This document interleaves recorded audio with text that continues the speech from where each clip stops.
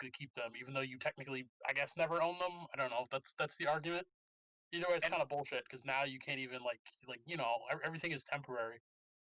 and I can kind of apply that to like games like MMOs like World of Warcraft. I Yep. spent Yep. fucking over a literal year, like on my ass playing the game. When I typed in /play, I had over 365 days on it. Yep. It was nuts. And you know what? I when the game I don't play it anymore, and when the game goes down, it'll be like, yeah, you know what? I had a good time. But I think I think something like that. The only difference is that depending on I the mean, yeah. longevity of the game. For a lot of those things, you kind of know though. Like if it's an MMO, like that is the purpose of an MMO. It doesn't have that like single player side. But Yeah. like more and more, they're making games that are like basically multiplayer games disguised as single player games, which like they have a single player side, but it's all like server side shit. Like it's all like always internet connected, always on, stuff like that. And Hmm. like yeah, I mean eventually what that's gonna be when they do that, the company does that cost benefit analysis and sees it's not worth the money to keep running servers, yeah, you're gonna lose access to that game. Like no matter kind of how much fun you had, and like it's one of those things where it just kind of sucks. It just kind of sucks. Like especially if it was a game you really enjoyed playing for the single player content, not just the multiplayer content. Like Genshin, has a single Genshin is a single player game, but you can play it co-op. But like as I said, I'm sure the way that game is set up is that like it's all server side stuff. So one day, if and when that game goes poof, it could be like 15 years from now. I feel like that's kind of like maybe the new average shelf life of those type things if they're really successful. Yeah, it'll be poof, and like that is the new scary reality of digital ownership, is that you don't really ever own anything forever anymore, because like it doesn't have physical media and you don't keep it, and the game is actually not run by you, it's run by the internet. So it's Right. whenever they decide that it's time to go, it's time to go, and you can't really do anything about it, which kind of sucks. I actually wonder if it is server side because while I'm 99% sure it is, I did have instances where I'd get a server disconnect. I wasn't connecting to their servers because their servers were down or something. Yep. Uh, but I actually ran the ex file on it and it worked and I was able to play. Yeah. But no, you're right. Like it's fucking it. It's kind of bullshit. Like I get it, but it's kind of bullshit because like honestly, it's one of those things where like there's no there's no more long term investments in something. Like gone are the days where like you buy a game cartridge or a CD and like yeah, like you'll have it 20 years later. Like whether the system will still run or not, that's a different story. But I mean, like at least you had the physical media. Like you had an ownership of the game in some sense. And like now that's kind of not a thing anymore. And it's Mm, like, well, what did I spend my money on if the company can eventually just say poof, it no longer exists? You know what I mean? Like exactly. yeah, it's like I get it, I understand why it happens, but at the same time, it kind of sucks. And like, if that's the new nature of capitalism and digital ownership, I don't know if I want that. I don't know if I want that. Like, if I'm never gonna actually own anything, or anything I ever buy is gonna be for a limited time only. Ugh. Like, not to mention like you know, digital preservership, or like like half of like we claim to be like, yeah, we should save video games as part of history. Well, it's like, well, is the company gonna let you do that? Because like like all these classic games where that shit was like super easy to hack, yeah, you still have, but like modern games like shipped by Microsoft, like you're not hacking that. If they want to encrypt it heavily enough, you're not getting into that game.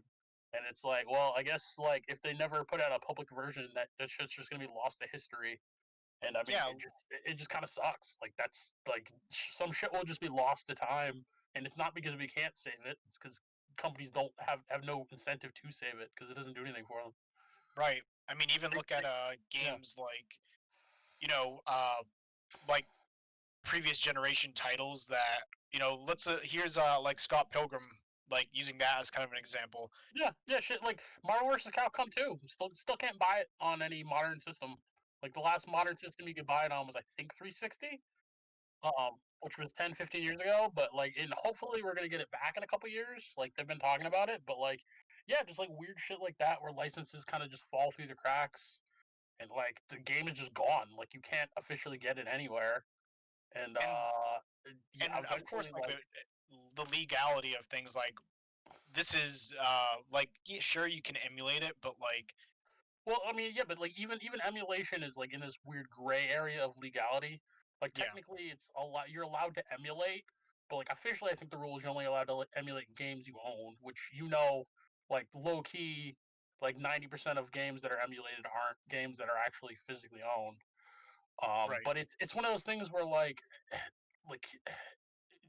something has to be done to change copyright laws, especially for digital shit. Because if like we literally live in an age where it's easier to save something or preserve something than any other time. Like it's a file. It can be saved on any type of media. There's like you can buy a $10 flash drive for like 60 gigs at Walmart. Like the technology's there. That's not the problem. The problem is like do companies want to make shit public domain? And like if they have no incentive to, and I feel like that's kind of bullshit because like it turns into some like Disney Vault type behavior where it's like, well, it's ours, and we never want to give it back, so we're just gonna like do the Nintendo strategy of fucking like we'll release a remaster in like 20 years that'll be like double the price, even though it's a super old game, but it sucks to suck if you actually like want to play the original or any other shit, and it's like you forget about ever actually owning something again because it just kind of turns kind of bullshit. Like imagine like 60 years from now, or like yeah, if you want to watch anything ever, you have to have a Netflix type subscription to something because yeah, we stopped selling DVDs a long time ago. Well, it's like well, fuck me, I guess. I guess I'm never owning anything again. yeah, So yeah, I don't know, man. Like again, capitalism and like permanent ownership of shit by companies is kind of it's super anti-consumer, and like as I said, if that's what the digital future is, I don't want it. And to fix that, like we're gonna have to somehow fix the way copyright law works, because I mean shit eventually should become public domain, and it shouldn't be like the company's like, oh well, we forgot to keep copies of it, so no. It should be like, no, you have to like publish this, and then like 100 years from now, it just becomes like free to use by everybody. Or it has to be like there has to be some form of enforcement or quasi enforcement where you're like, please publish this so people can have it for history, because otherwise, kind of fuck you. I don't know. Like as I said, I'm not super psyched for the digital future because the way it's heading seems to just be super exploitative. It's already exploitative, let's be honest, but it just seems to be more so. I mean, like especially with creating things that are digital, because like digital shit is magical because like I think I was having this conversation with Matt a while back, but the cool thing is like once the file's made, once the program's compiled, once the thing is done, it's there forever. It's not like a physical object that degrades. It's just data. Like you can save it and back it up like 3 million times at the cost of nothing. Problem right, is because encryption is also there. A bunch of other things are also there. You can also hoard it at your leisure for as long as you want, and there's no way to keep you from doing that. So it kind of turns into some bullshit where it's like, well, I guess they just own everything forever. And like the shitty part about like digital shit also is that like not only do you own your license of whatever you've made forever, but since you can copy it infinite times, you own an infinite number of copies which you can sell like once you've made it. So like you basically can make infinite money off of one thing you've made once.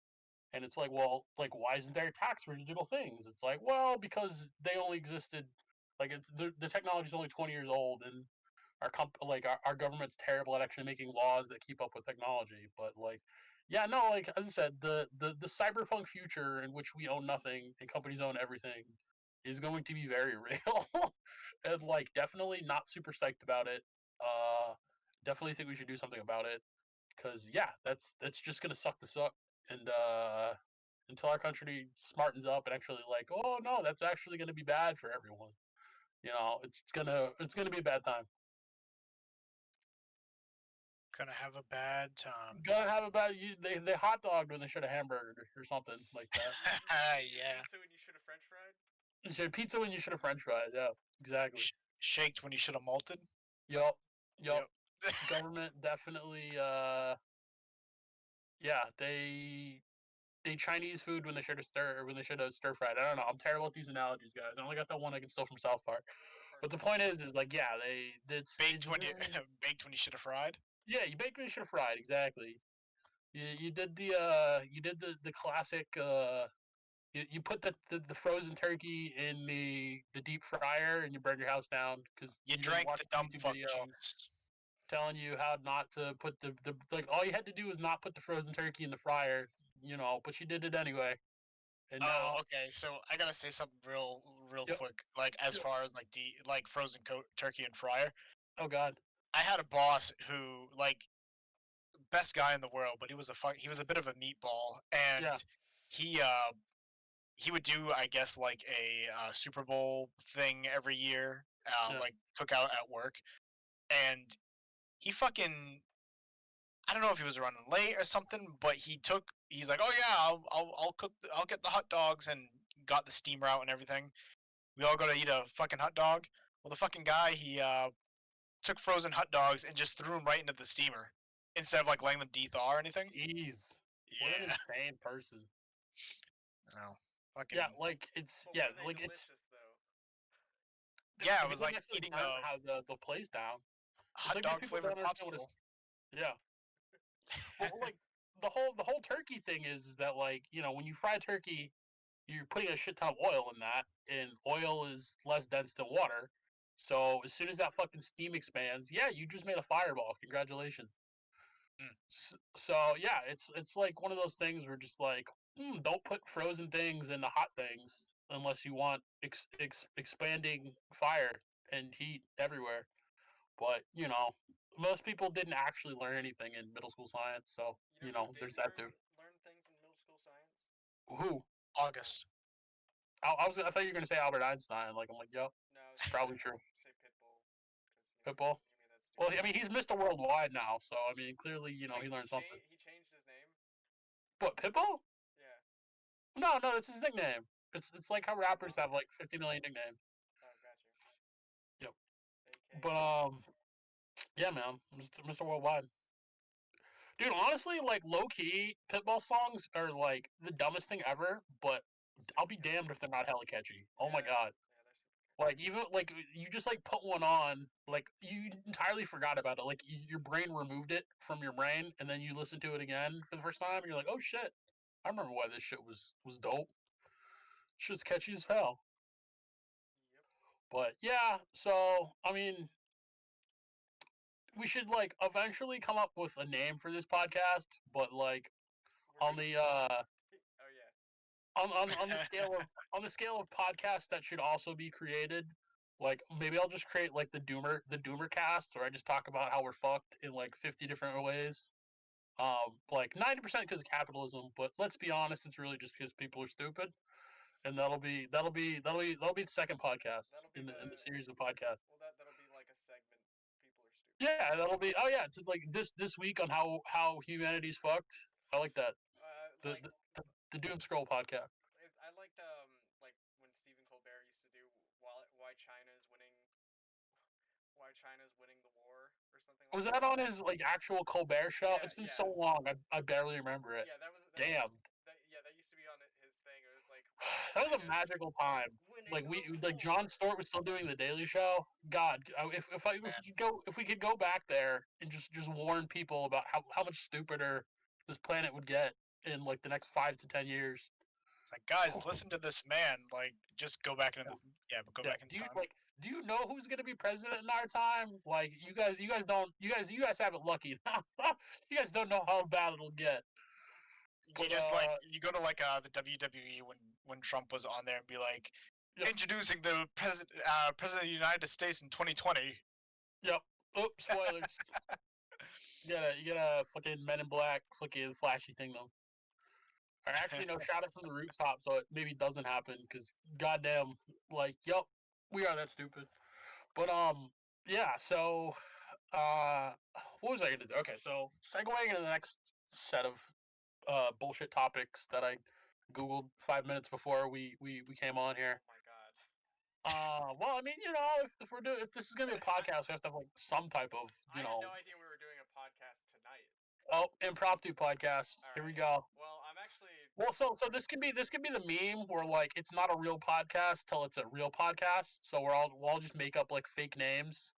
And it'll be like the impromptu like bullshit cast until it becomes official. Yeah. So it's almost funnier. It's like the pre-podcast. It's like you're edging, but you haven't quite No. you know. Don't please don't. You haven't You're quite, edging, but you haven't quite nut yet. The podcast hasn't quite become manifest yet. Hasn't quite came yet. Dude, We're still in we're still foreplaying. We're still foreplaying the podcast. We're still at the tease stage. You know, We're still lightly fondling the podcast balls, but we're not actually, we're not on a like full on hardcore, you gotta find that premium that vein. Pornhub status. We're sitting on the couch and we're just caressing the leg and Exactly. We're still warming up for it. All right, We're still kind of, we gotta you gotta get that mental and emotional foreplay. That's the real money. Yeah, you don't want to rush into it. We're the podcast fluffer. You know what I mean? The podcast isn't quite ready to do its big scene. It's not quite ready for showtime, but you gotta get fluff the podcast. Gotta get it ready to perform. Just like sex, it's not a race. Yeah, exactly. It's not a race. It's a journey. It's the friends you made along the way. God damn it. It's the friends you made along the way. That's actually. It's the real magic. That's actually what One Piece is. So. It is. It is. One Piece is a metaphor for sex. For when they find the treasure. Yes. And they open it up, and it just says, after like 1,000 episodes later, being like the longest manga / anime of all time, it's the friends. The real treasure is the friends we made along the way. That's like one of my favorite jokes. Is like, and like my friend. You remember Jeremy, but like I used to say that to him. I was like, the One Piece is friendship, and he's like, no, it's not. It's because he's still in denial. He doesn't want to admit yet. He got so mad. He gets so pissed about it, and I was like, but it's friendship though. I mean, wasn't that the secret to Naruto? I figured that's just kind of the answer to every shonen anime. To be quite honest, it's always the power of friendship. It's true. That's the deep secret. The deep secret is anime was made by people that just don't get outside enough and really just desperately wish they had cool friends. So they write them in their animes. Ouch. Yeah. So, I mean, it's great content. So that brings me to question: is One Piece over yet? Oh, of course not. No, it has 20 million episodes to go. Dude, as long as they can keep the money, like, why do you think we have a Bardo? Like, no one asked for Bardo. Let's be quite honest. By the end of Naruto, we all were just happy it's over. But nope, they had to keep the money train flowing. Now we care about Naruto's son, or we're told we need to care about Naruto's son. Frankly, did Naruto die? That's the thing. No, he's got like one arm, and he's like old now. Well, not old. I wish he was old. That would actually make the story better. He's just an adult, so he's boring. But because that's the other thing in anime. Like, adults are all boring. Like, anime is for the kids. Let's be honest. I mean, like 90% of adults watch it, but it's for the kids. Also, but yeah, no. Basically, the one rule of shonen anime is that if you can keep the money train flowing, keep it flowing. So nothing will ever net. Like, nothing ever dies. It's that fucking Overwatch quote. Heroes never die or something. Yeah, it's that bullshit. Also, if you want people to actually watch this, whose alt is that? Is that Mercy's alt? I would say. That's Mercy's alt. Wait, are you watching Josh? No, he's just talking. He made an Overwatch reference. So I was making an Overwatch reference to how, like, this is why we have 9 Star Warses, and why they're just biding their time until we have 12 Star Warses. I can't wait. If the sequel trilogy was anything to go by, definitely super excited. I'm actually so glad I didn't get invested into like certain shows because Baby Yoda might be an adult by the new Star Wars though. That'll be a thing. I can't wait. Adult Baby Yoda. But you're saying you were happy you didn't get invested in the new Star Wars? Well, just in a lot of fandoms because I see like shit like One Piece, like Naruto, shit 100% agree. What were you, I'm sorry, I'm interrupting with my own fucking. No, you're good. You're good. Like, it's just what were you gonna say? Yeah. you have instances where like the shows just run way too long and you get disappointed, and I fucking hate that. It's because like actually it's super complicated. So I can't Sometimes you really. just want a conclusion though, and then be like, yeah, you know what? Sometimes you just want an ending. Yeah, like it's nice to say Guys, goodbye to a universe, for a little bit. I It is nice to see things retire. I'm not saying everything needs to be retired, but like sometimes it is nice just for a story to be over. 100% agree.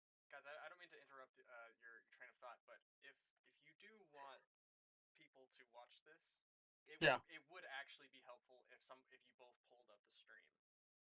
Because Okay.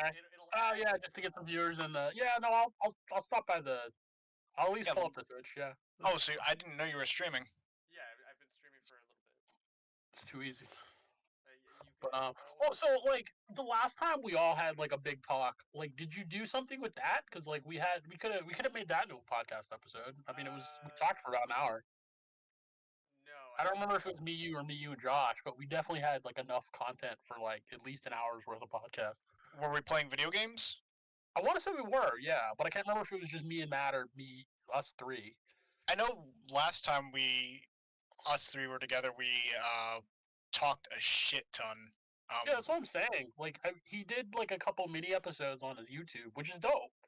But like we definitely could have put out like a long form podcast for some of it too. Well, but it's not. I mean, it's your channel, so you can do the like yeah.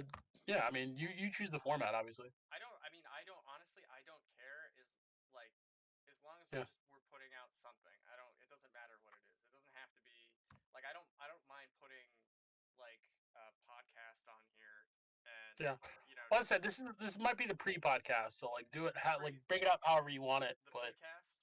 yeah, but we're just warming up. yeah, we're just teasing the podcast. This is still just getting people's mind, getting everybody ready so we can slip the podcast in. You know what I mean? Give him a little Toussaint before we Yeah. open up the main event. Exactly. We're getting them juicy for the podcast. We're getting them wet for that podcast. Getting them wet for that pee. Getting that wop.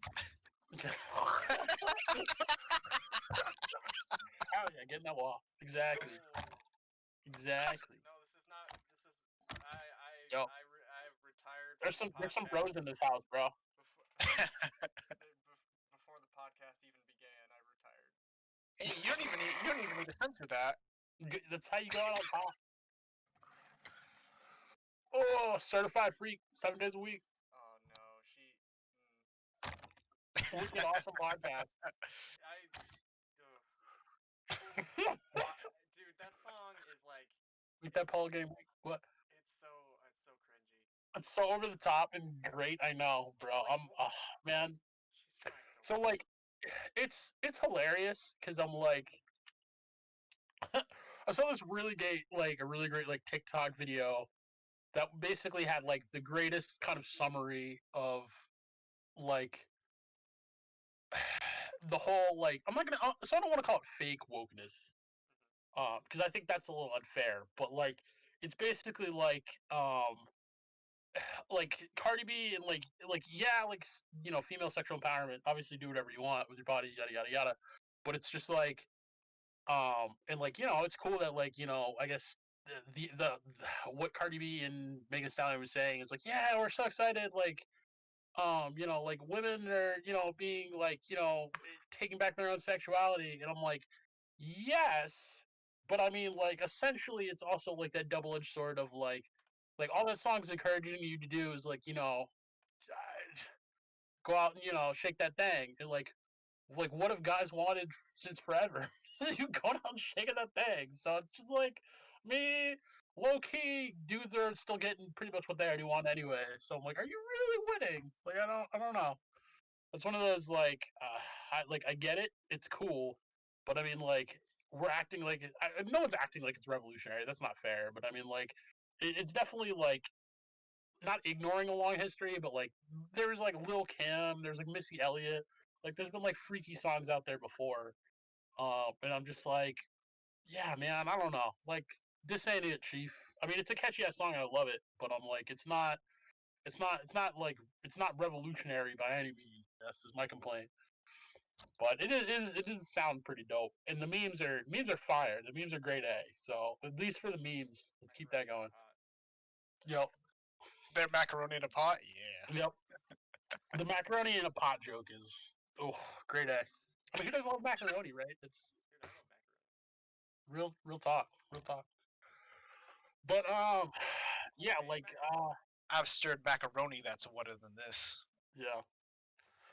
Well, did you see the like the Ben Shabino like memes about like he was like reading it on his like podcast and people were like making fun of him because he apparently doesn't want to say the word pussy and I'm just like bro like just it was super cringe but Ben Shapiro?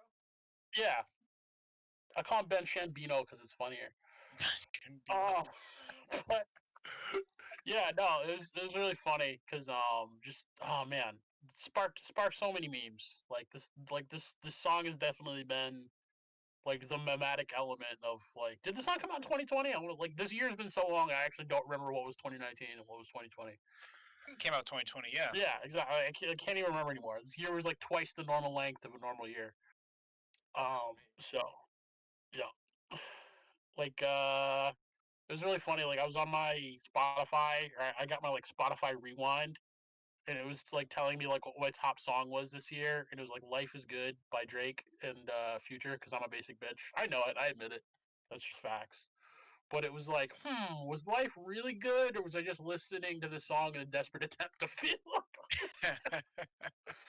So I was just like, it was really funny because Spotify basically memed on me for the same reason. It's like this one song got you through the year, and I'm like, you're damn right, Spotify. You damn. It's like Spotify was It's really sad. It's It's just like, like I love those like end of the year rewinds where you just like see your like browsing habits and you just kind of cringe at like your inner basic bitch, and you're just like, oh. I mean, I knew it was gonna be like this, but oh.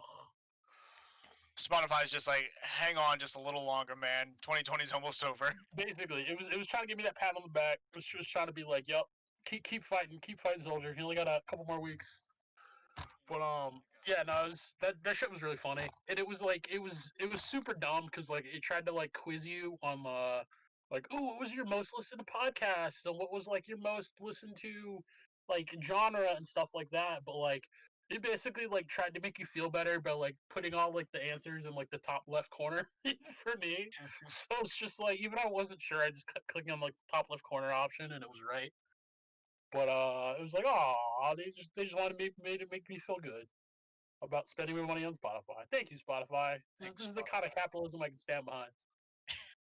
But yeah, no, it was pretty funny. I was like, oh, I definitely cringed at like all my top favorite songs, and I'm like, oh, I knew it was bad, but I didn't think it was that bad. Like I thought I had a little bit more sophistication on my tastes, but no, I'm just your basic white girl that listens to hip hop. I admit it. I mean, like I'm a 6 foot tall, like 250 plus pound black man, but in my heart, If it makes you feel any better, man, like I have for the longest time I had fucking one of the tracks on Undertale for yeah, my alarm clock because I don't know, it was high pumping, like fucking wakes me up a little bit, and I try to switch it up. Well, I got that playing through my Spotify, so like it links to my Spotify account, and I can just choose songs off of it to play as like my alarm. yep. So that turned out to be like one of my top songs, and completely fucked up my list. I'm like, oh, this sucks. Oh yeah. Yeah, I don't no, want to there's show this to anybody. yeah, no, that's another like modern issue is like you'll accidentally, especially on like YouTube, like you'll watch one random video because you're curious, and that entirely like fucks up your like recommendation analytics. You're getting a million other things like on that topic. It's like, no, I only wanted to taste. Yeah. Stop shooting your digital recommendation load all over my face, YouTube. I didn't want all this. But yeah, no, it's yeah, analytics like digital analytics can be a pain in the ass when you do like one thing because you're interested in it, and then you're just like, yeah, no, that was the one thing I was interested in. Don't ruin it for me. But you're already in too deep at that point. Yeah. But yeah, okay, so now that we've 20-minute segued away from all the shit I was gonna bring up, let's segue back. Uh, okay, so again, we're gonna show the audience, all two people in the chat. are self-included how the sausage is made. Right. But I came up with 3 basic topics. First one I guess we're gonna start with is like around the web this week. So yeah, like what hilarious and silly shit have you seen just floating around the internet this week? And you can just spitball from there. I don't. Oh my god, what was it? Oh, I saw this thing where like this woman is screaming at Lady Gaga after she's singing, and the person sounds just like Toad. Like from Mario? Yeah, like it sounds just like Toad. Hold So on. wait, is it like someone like TikTok duetting as Toad, No, but doing Lady Gaga? no, like somebody is like yells something from the crowd, and the tone is basically exactly like Toad. That's so weird. I think That's hold on, let's see if I can look at it. that's so weird. Um, I mean, like, was this person's like natural voice? yeah, Like as I said, like you know, it was their natural voice. yeah, that's interesting. That's crazy. Um, Can you pull it up on the stream? I am. I'm pulling it up right now. Yeah. Word. All right. But yeah, like no, I know that struggle, man. Like do you know who like Ron Funches is? Yeah. Like the comedian? Like I feel like I have the exact same problem as him, where like I'm just a huge black guy with like the world's like tiniest voice. I just have to live with that. Well, you don't sound as weird as Ron Funches does, but Yeah. I forgot that Ron Funches existed until I saw the G4 reunion thing. Yeah. And I'm like, oh wow, I can't wait until this fails. Oh, actually, yeah, that's one thing I did watch is the G4 reunion thing. Well, so like he's like that was cringe, but like cringe in an almost funny way. Like I didn't actually watch the whole thing, but like the vibe I got was that like he was holding all the people from G4 hostage, Yes, which that's is like a that super. was happening. That was it. Yeah, that was actually kind of really in like a meta way. That was kind of funny.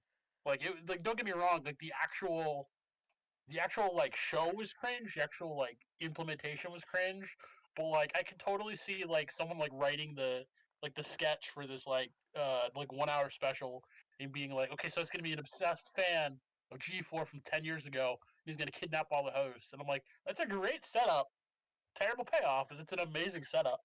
Right. But yeah, no, like Ron Funches isn't actually gonna be the host of the new G4. I think it's gonna be the dude from WWE, Xavier Woods. Well, I think he's So going.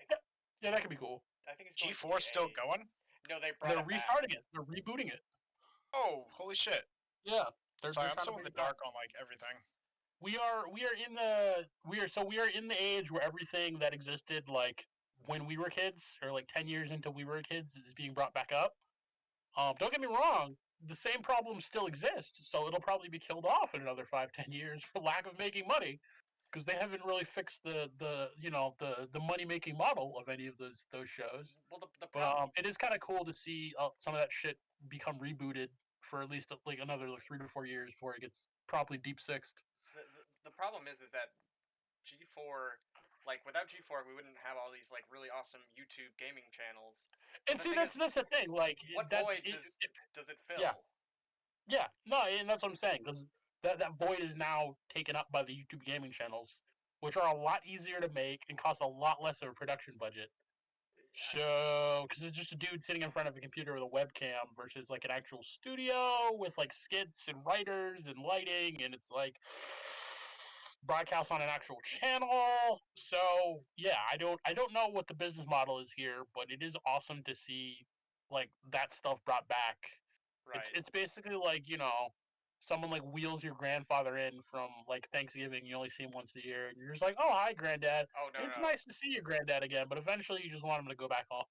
This is like Yeah. G4 coming. Okay, so first of all, like G4 didn't have a budget, so they made they made funny like low budget crap, and they tried to basically do the same exact thing, but like it just didn't work. It just felt non-authentic to what it originally was, which I loved it because it was like so bad that it was good, and they just leaned into it.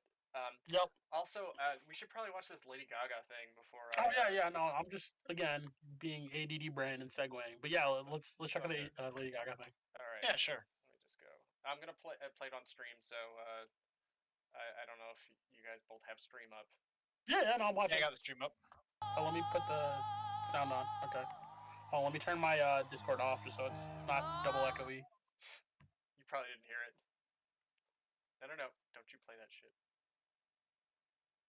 Are you guys both in chat now? Alright, here we go. Yeah, you may need to play it again.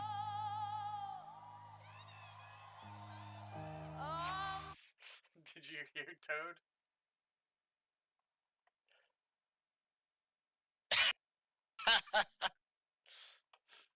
Yeah, I heard that. Yeah, I just like stumbled upon that. Like, I was like, why is it? It's like her voice sounds like Toad. It's like, what the fuck? Was that recent or was that like? I have no idea.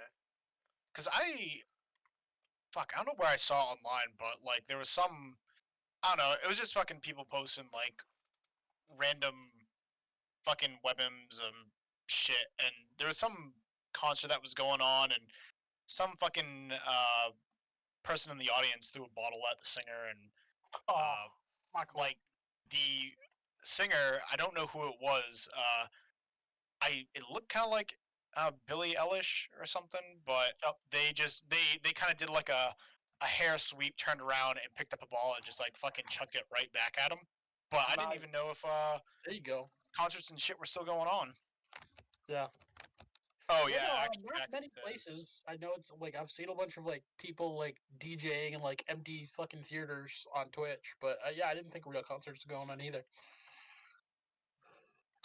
Jesus Christ, there's a lot of people in just chatting. I mean, like just chatting is the new. I'm not gonna say it's the new Twitch meta, but it's low key the new Twitch meta because I mean like. You can kind of like, I mean, again, it's the podcast section. It's like you can talk about anything and everything, and you know, it just kind of like it's a thing. I mean, words are hard. Hassan Piker or Twitch Hassan Abi got to be like the #1 most subscribed person on Twitch for like a month, just doing like politics, just chatting. So I mean.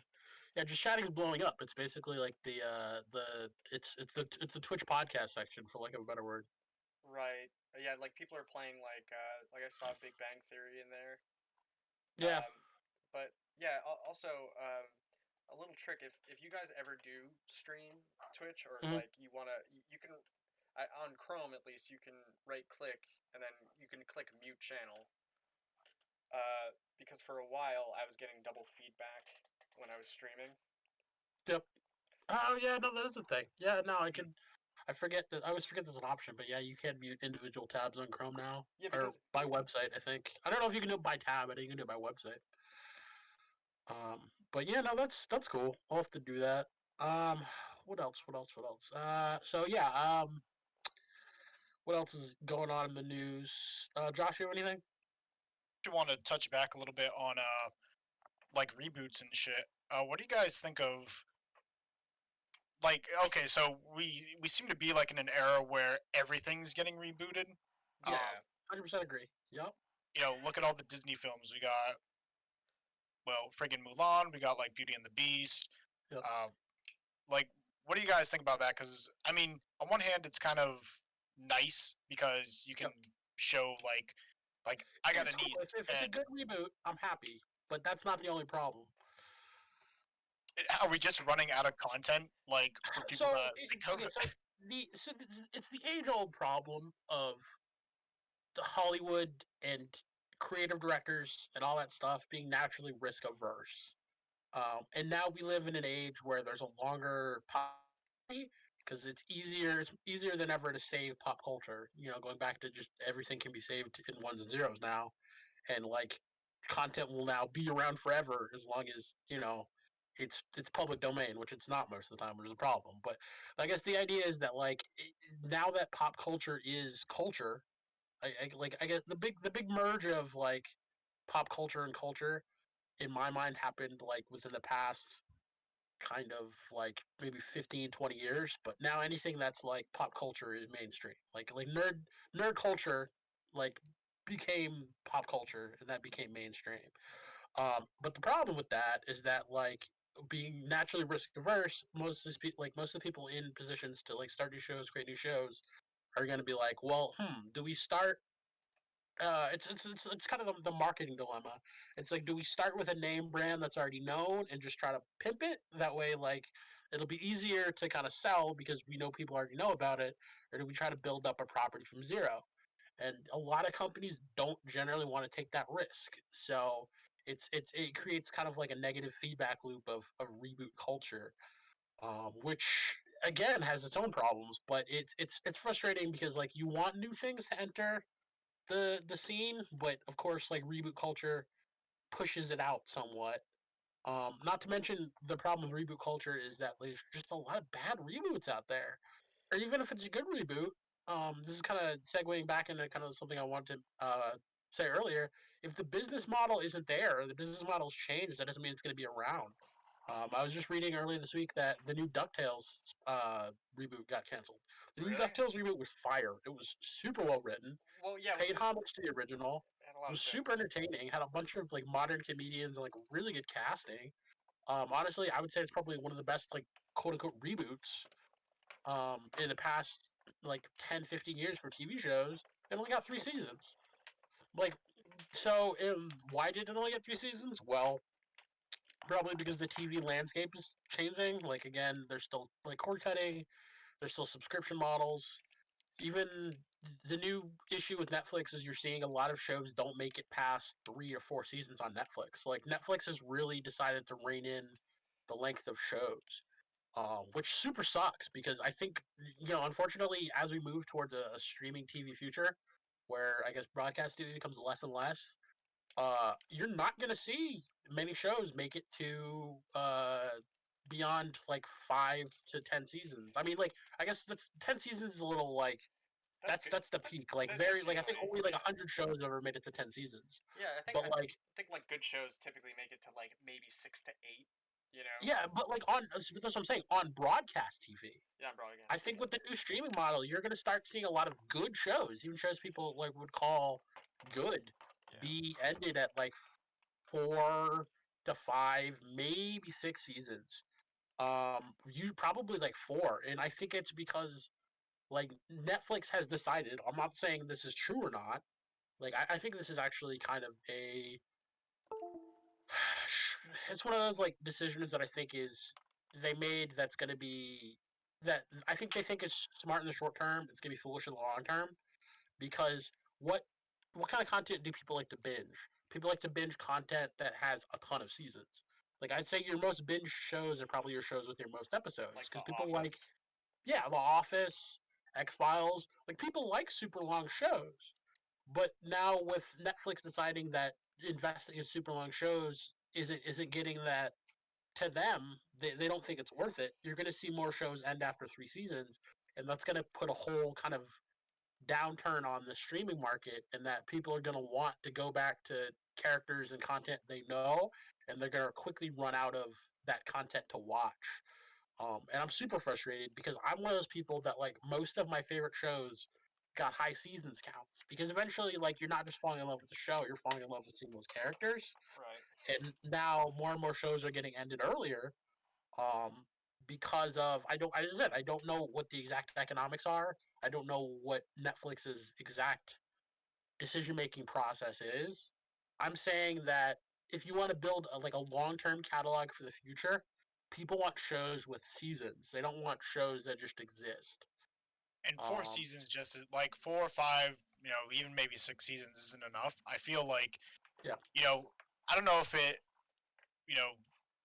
maybe this is just my opinion, but I feel like shows like Game of Thrones, Breaking Bad, seasons that went beyond like 6 seasons or so, a lot of people picked it up like when shit started getting like really really good. Like not that it was bad before, but it started ramping up and people started talking about it like five or so seasons in, and then it piques everybody's attention like, oh wow, holy shit, all this stuff is going on, and it's still going on. I gotta catch up on that, and then that's when people kind of like start binging and being like, oh yeah, I 100% agree with you. There's always a popularity lag, where like a thing doesn't actually like hit peak popularity until like enough people have seen it, and most people don't usually see a first season of a show. Like they wait for kind of like the word of mouth to go around, and then they hop in, because a lot of people have that like one show, the season one frustration, where like a show only ever gets one season, and of course these are the cheapest shows to buy, so they get shopped around on the most streaming networks. And then they watch it and they're like, "Where's the rest of it?" And there is no rest of it. So again, like a lot of people like make like a mental note not to pick up on a show until it at least gets 3 seasons.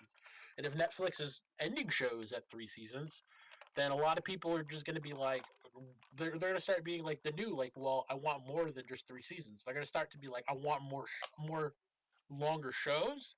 And like, I think you're, I think it's a bad long term strategy, because I think with Netflix has decided, and I'm not saying they're the only ones that have decided that, but I'm saying like there's been a definitely market increase of the cancellation of even popular shows um, on streaming networks that get more than a couple seasons. So like, I think the new reality of streaming TV, whether we like it or not, and I don't like it, is that you're going to start seeing shorter shows than they would have been on network, and I think that's going to be really frustrating, just because people like to, again, it's people like to go back to, they like long universes, they like long shows, they like things that they can keep watching more episodes. And if that's not going to be the case anymore, I think there's definitely going to be a big like backlash in terms of the popularity of TV, if they know things are only ever going to get like 3 or 4 seasons, even if they're good. To mention, there's so many fucking streaming things now. Like There's so many networks, and you got again, Hulu, you got Netflix, you got Disney, you got yeah. HBO. But it's one of those things where it's like there's no clear solution, because like it's one of those things where like, well, if you want them all on one network, are you lobbying for a like, are you lobbying for a monopoly because our monopoly is bad, or are you lobbying for like a multi-network where everyone just kind of puts their content on one network? Are you lobbying for like a a la carte model where you can buy shows individually rather than just buying them off the network? You know what I mean? Like, I don't know what the clear fix to that problem is. It'd be cool if, I guess, maybe there was like one, kind of like how the new GOG works, where there's just kind of like one like content network, but it like branches onto other content networks, so you can like rent stuff from that network or something like that. But like, I don't know what the clear solution to keep streaming from turning into cable again is going to be, because eventually it just seems like it's going to be cable again. In fact, I mean, cable was the intermediary. So like, cable in concept is like a step beyond what streaming is, because like, well, eventually there'll just be a main network or most shows feed into, and that just becomes the new. You know what I mean? It's a problem that doesn't have a clear solution. and like kind of putting it into like a price perspective, how much was cable, you know, back when it was more relevant compared to how much like a streaming service is? And then say you want your Netflix, you want your Hulu, you want your Disney Plus and your HBO, and what are you paying for that versus what you're paying for cable? No, and that's what I'm saying. Like, I mean, it's one of those things where like, yes, this new techno future has some interesting things about it, but I mean, like, without a system set up, like, I think we're just still gonna get, the consumer's still gonna get screwed in the end, because that's what always happens. But yeah, no, I don't have a like I've seen a lot of things complained about and posted as ideas, but yeah, no, like, I don't know what's gonna stop streaming from turning into new cable, just in a digital format. And yeah, that's going to be super frustrating. Like, as I said, maybe hopefully we'll eventually get like some, like, I wouldn't say like agreement, but like maybe government mediated like multi-channel, where it's just like, yeah, you can now like watch up to 5 shows from each individual network, and you have to pay for higher tiers or something like that. There has to be some type of system where it allows you to get more than one show from a different network, but like not have to pay the full subscription, like maybe like a half subscription or a third of the subscription price for like a couple of shows. I think like maybe something like that would work. But yeah, no, it's gonna be weird. And as again, like with the problem of kind of the digital siloization of things, like what if like they probably will. Honestly, I'm kind of scared of this. But I don't know, because I haven't actually checked. But like, is the Mandalorian ever going to be sold? Mandalorian's like the Disney Network, Disney Plus show, but like any of the Marvel shows that are going to be on Disney Plus, are those ever going to be sold on DVD, or is it just going to be like, no, the only way to watch it is streaming? In which case, it becomes exactly what I. Yeah, well, no, that's my problem. Eventually, if that's the case, then eventually someone's going to try to make that jump, because business. And I can't think of a time. I can't even think of the last time I actually bought like a box set of, because I bought Game of Thrones like when it first came out. I have every season but the last season, which I will eventually get, but I just haven't yet. And I have like containers just full of like DVDs and different shows and shit. But when's the last time anybody, like, I can't think of the last time that I actually bought a like a box set, or like even for anime, because I'll go to conventions all the time and I'll be tempted to buy something, but it's like, oh well, I could probably just find that on Crunchyroll or fucking Funimation. Yeah, because Funimation has their own thing now. Yeah. But that's the honeypot of digital ownership, is that like you never actually own it. So if it inevitably disappears from Crunchyroll, then it's just like, well, I guess I'm fucked. And it's not even just that; it's that like when you actually own a physical piece of media, you can kind of control how you watch it. You can watch it whenever you want to watch it. It doesn't cost you any more. It's not a software as a service. So you're not paying a monthly fee just to own it. No, you own it outright. And like if that model disappears, then like, well, fuck. I guess all consumers are gonna be fucked, because basically you're never gonna own any of the things you want, and like anything you want to own, you'll have to pay a monthly service fee for. So eventually you'll end up paying maybe 100 times the original price of the original item, because you'll never actually be able to buy the item. It's the honeypot of like vapor. I'm not gonna say vaporware, but like it's like that's the terrible fog of consumer digital convenience of a digital only ecosystem, is that because you can't, because like the companies will decide, well, are we making more money selling something to someone outright, or are we making more money just having them like buy it like X number of times a month over X number of years? Of course they're making more money doing it. Like that's one of the reasons why like Microsoft Word decided to move to like Office 365, where you're basically getting the same Microsoft Word you had every year, but you're paying a monthly fee for it that recurs rather than buying outright. Like they're just making more. They're just finding a better way to make more money off you. But since you obviously like it's a fixed need, like you're always going to need Word or some other program or some other thing. You're going to want to own a thing. You're just going to end up paying them more because there's no way you can own it. And like that's kind of that is the horrifying new nightmare of digital ownership, is that it's a honey trap, man. Like they lure you in there for the convenience. Like it's like, oh, I don't have to buy anime anymore. I can just have it on Crunchyroll. But then meanwhile, Crunchyroll's got you forever now because if you want to watch the anime, you got to go to them. Well, you got to pay the monthly. You can't actually own it. That's the annoying thing is like I was looking for like Funimation isn't really, in my opinion, unless you're like looking for new specific anime, it's not worth getting. Which I was just trying to like watch some classics. I was like trying to watch like Yu Hakusho, and that's on Hulu, like the whole thing, and so is Inuyasha, and so I wasn't sure. It's hard to pick what streaming service you need to go to, because then you have to go to each individual website, and then you have to like type in, it's I just wish. Yeah, as I said, we're not ready. We're not ready for the horrors of the digital only economy, because once we see the convenience is just smoke for them to basically have you on the hook forever, like drug dealers, because it's the same business model. It's like, well, I want them drugs, so I guess I gotta keep re-upping. Yeah, but I gotta get them drugs though. Yeah, I mean it's the same idea though. It's not something that you can't just buy drug and own drug permanently. Like, and at the same time, like we as consumers were, basically voting with our dollars, like to say, I mean, in a way we're kind of saying like, yeah, we'll fucking pay for this streaming service, but we also don't have like,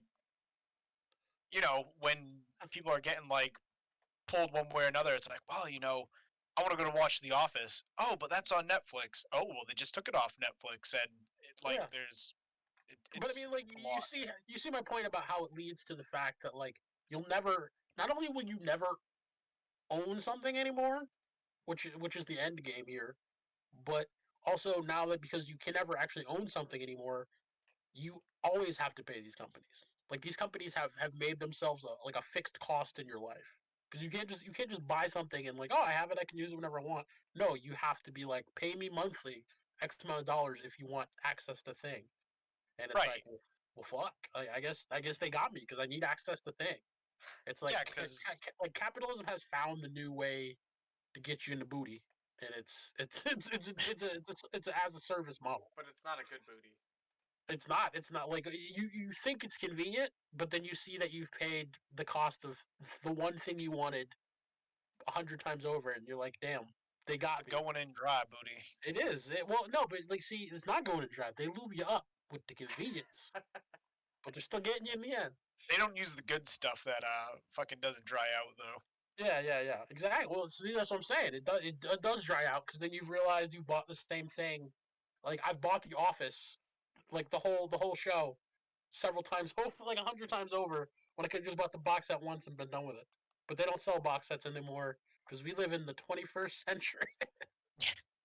And there's like a benefit of people who actually like. Yeah. I'll put on Netflix or I'll put on like Hulu if I'm trying to fall asleep or something, and I just have it on. And there is a benefit of being able to put something on. It's amazing for music. It's amazing for Spotify, or services like Spotify. Even though, again, you know, I want to bitch about monopoly there because I mean, like, Spotify is pretty much at the top of the game for offering a delivery network for music, good or bad.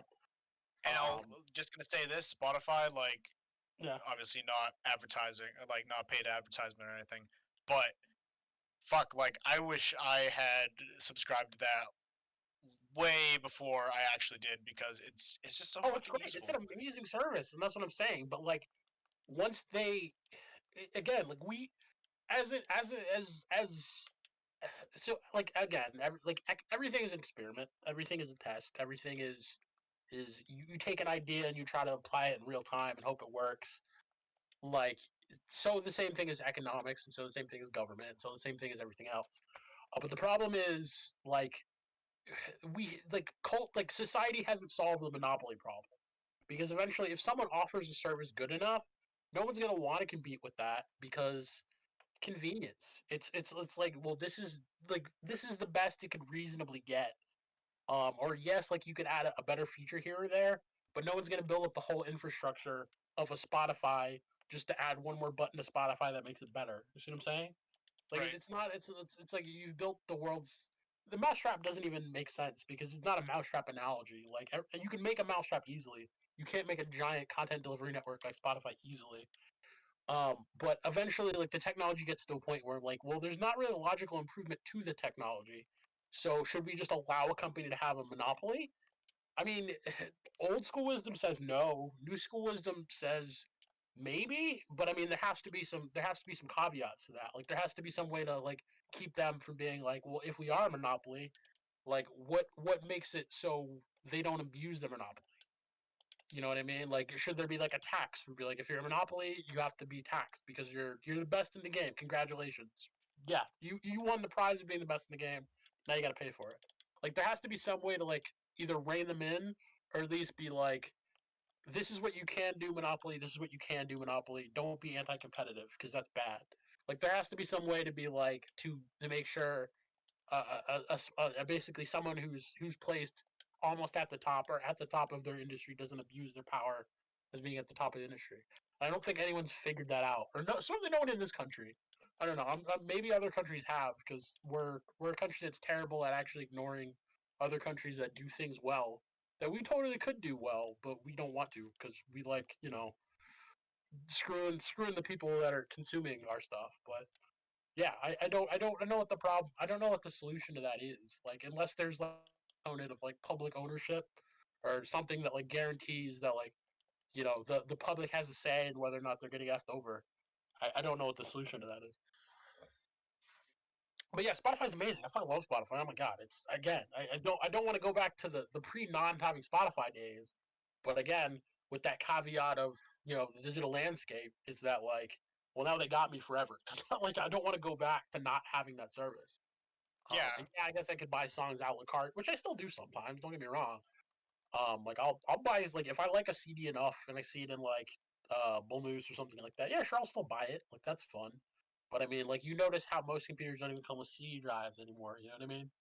So Yeah, what's the timeline on being able to like buy things a la carte, or it's just like, oh no, you'll love the new content delivery network Spotify future. Don't worry about it. It's okay, guys. Just embrace it. It's easier. well, And then you realize you can't go back, and you're like, well, I guess I'm fucked now because I will never own another thing again. And they got me forever. So fuck me. it's kind of like how records came back for a little while. But see, that's what I'm saying. It's not because like, what's to stop them from just not offering those things anymore? Like records came back because hipsters wanted them back. But don't get me wrong that like don't mistake the fact that the records came back because there was a hipster market for the actual market of companies just realizing, well, if we just don't offer them the way to get it outside us, then we have them on the hook forever. And they're going to start realizing that. And it's going to be a problem unless we're just like, no, you have to offer, like, unless someone's going to actually make the rule or make the law that you have to offer the ability to purchase a thing, like outright for itself, then yeah, why wouldn't a company decide to be like, yeah, we'll only offer it as a service. That way they always have to pay us. Because eventually we're going to start making not only our profit of development, but we're just going to keep making profit off it. Because once we've made it, we've made it. Like, Rent a record. Software service is the new way for capitalism to get you in the end. Because it's like a drug. It's the drugs model. It's the sell drugs model. They got you on the hook forever now. Because again, it's a renewable resource for them. I gotta go to the bathroom, but you guys keep chatting. We're back. Yeah. God damn it, August. Why are you so good at talking? So, Josh. He's our anchor. Pretty much. That's why he gets it going. That's why I had messaged him and I was like, hey, you want to come online and chat? And he's like, yeah. Well, I mean, he didn't message me back. Like, you both messaged me around the same time, actually. But it was like a little bit later. But yeah, we have like honestly, I think like the three of us have a very good chemistry of like talking, gaming, and like keeping the conversation going. Exactly. I mean, like I just think that the one thing is like if like even like I know like I think he has the stream up. I know you don't, but I got the stream up. I don't have it playing, but I have it. Is it muted? Is it paused? Yes. So it's only showing two people in chat. Oh, okay. That's I would probably just mute it. I mean, that's like your best bet. But okay. But yeah. So I don't know. What else? So yeah, we should come up with. Actually, we'll worry about that later. But let me see what else going on in the web universe today. Or actually, do you guys want to segue into like obviously like we have to throw callbacks to the around the web kind of topic later on in the show. But for now, we can also kind of segue into our topic, which is really kind of the same as the first topic, but it's a little bit different. But like this week in kind of like pop culture or media or anything like that, like did you play any cool games that came out this week? Did you watch any good shows that came out this week? Kind of anything in that vein. I think. Well, I mean, me and Josh, I showed Josh Power Stone 2, and he said it was the best game he's ever played in his life. So that's a retro game, right? Like that's Power Stone's been out. Or are they making a new Power Stone? I can't remember. Oh, actually, that's true. There was a Capcom leak that they are remaking. They're making a Power Stone remake. Okay. It was like how many Power Stones currently exist? 2. Well, Okay. 3 if you want to count the PSP one. But you know that you're right. No one counts the PSP one. I got you. No, people do, but okay. But nobody can play it because PSP emulation. Because it's on the PSP. Yeah. Yup. Yeah, that's the problem with content lock-in, bro. And I mean, I could harp on this digital shit all day, but like, it would be really cool if there was some law that just kind of mandates, like, yeah, if a piece of technology dies, you have to make that thing public domain, or at least you have to set a timeline for it to be public domain. Yeah, I Or mean, something, because honestly, it really sucks. honestly, if I could, I would buy it outright. If I just didn't have to emulate Yeah. the actual Well, game. because I mean that's the magic of emulators. I mean, like that's the really cool thing about the open source sector is people have put like, I mean, I don't want to put a monetary value on it because I mean that's the whole point. People did this with their free time, but they basically created tools to take old things that you can't play anymore and make it so people can play them in the future. I mean, like that's digital preservation 101. That's like preserving the Yeah. history of like human digital culture 101, and it's a super cool thing. Like the fact that there's a PS3 emulator where you can play like old PS3 games online. That's Yeah. insane, but it's That is also actually awesome as dope. fuck. And like, as I said, I wish like we didn't have to go through like gray or less than legal means to do it. I wish that were just a thing we could do that was 100% like fully legal and not gray area stuff. Because I mean, it's cool to allow people to play these games. I mean, they're part of human digital history. You know what I mean? Yeah. And to kind of add a little bit on that, like that's one of the biggest problems. Like the fact that they're like the PlayStation, the Xbox. There was a point where they allowed like backwards compatibility, and I don't know if the PS5 actually went through with it because I could have sworn that they were. It did a little It bit. did. It did. It did. A little. It can only play PS4 games, but it can't it can play a good majority of the PS4 catalog, but it can't play like PS3, PS2, PS1. That's all out the window. See, But, that like, kind of bugs me a little bit. yeah, you saw that thing. I'm not sure if you guys saw that thing, but there was one of the kind of big talk around the gaming subreddits. I think earlier last week or the week before that like, you can put the Series X in a dev mode and put RetroArch on it, Yeah, which that's basically right. means Yeah. you can get access to the entire RetroArch catalog. For anyone who doesn't know, like RetroArch is kind of like a multi-emulator emulator. Like you can have like a bunch of different types of emulators on it.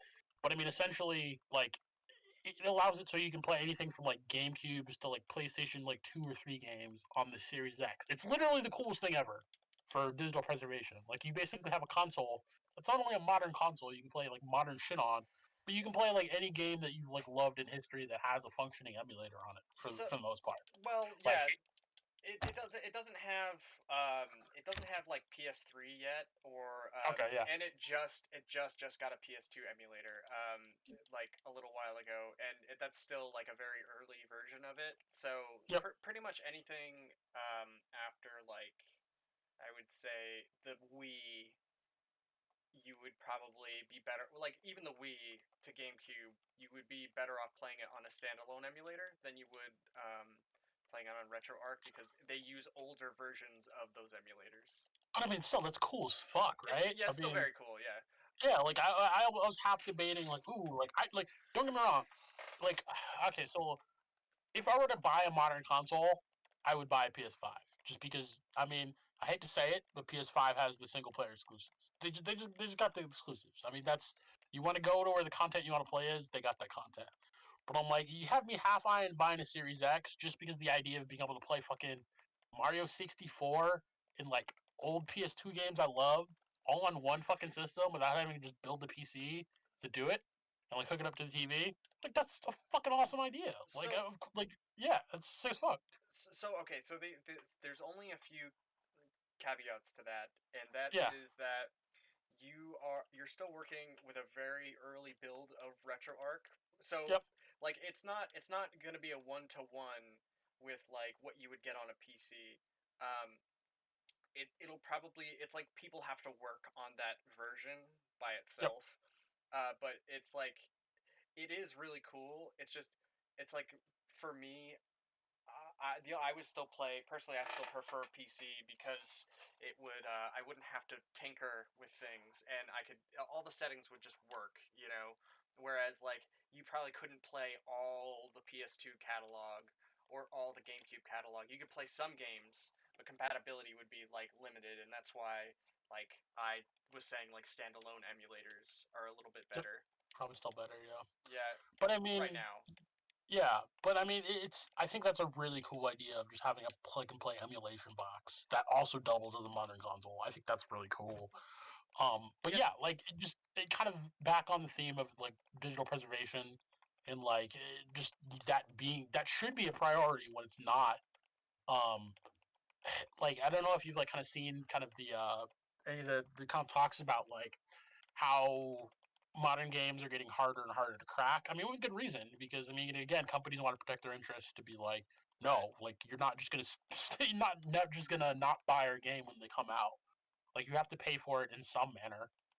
So they hide it behind increasing the complex layers of kind of encryption and like uh, there's that one encryption tool that everyone hates because like it slows down games until they eventually remove it. Like some type of DRM, I can't remember.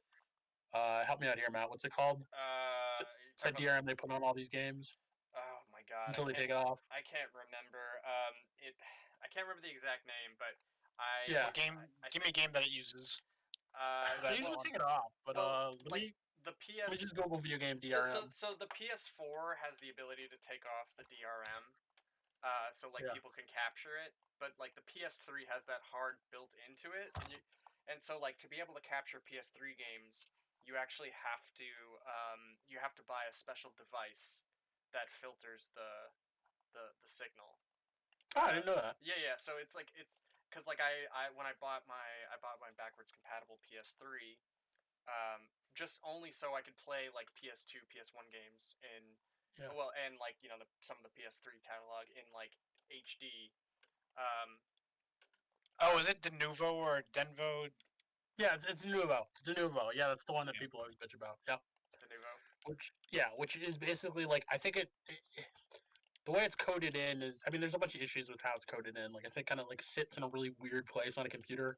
So like some computers like security even flag it because of the way it interacts with like the rest of everything else. But yeah, basically it slows down games because I think it's like they compute through it like every cycle to see if uh it's running, and it's like a lot of games have been known to like shoot up in like frame rate by like a ton every time they take it off, just because it slows down like games that much. But I mean, DRM aside, like I could talk about like how GOG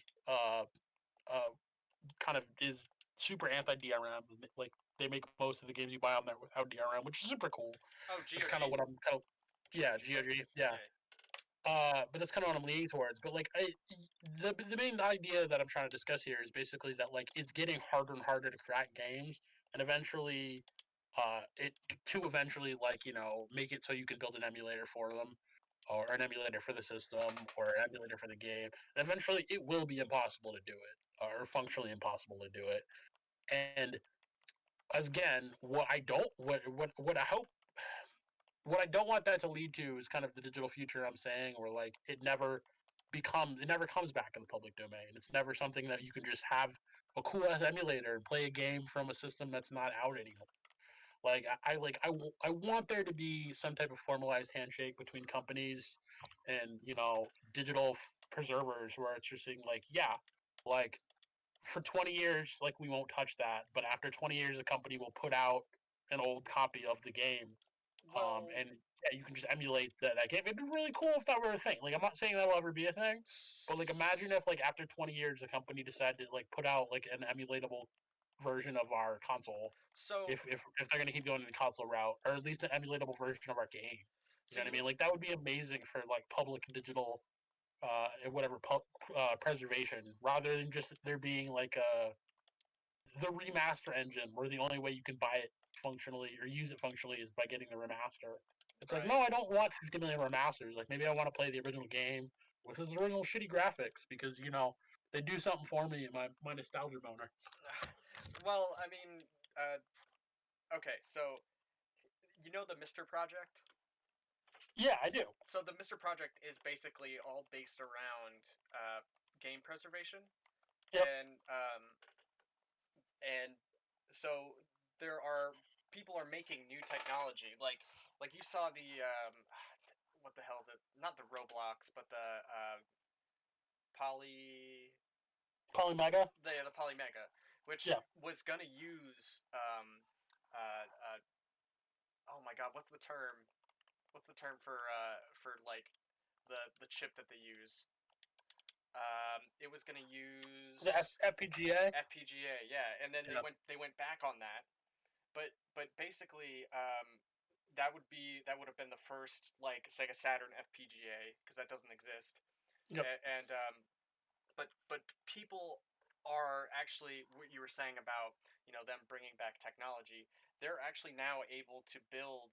People are starting to build N64 like HD consoles that can actually take your cartridge and then it'll load up the game in 1080p and you can play it with your old controllers. You can play it with like it's going to be 4-player and it's going to actually read your cartridge. It's not going to dump a ROM and there's going to be no lag.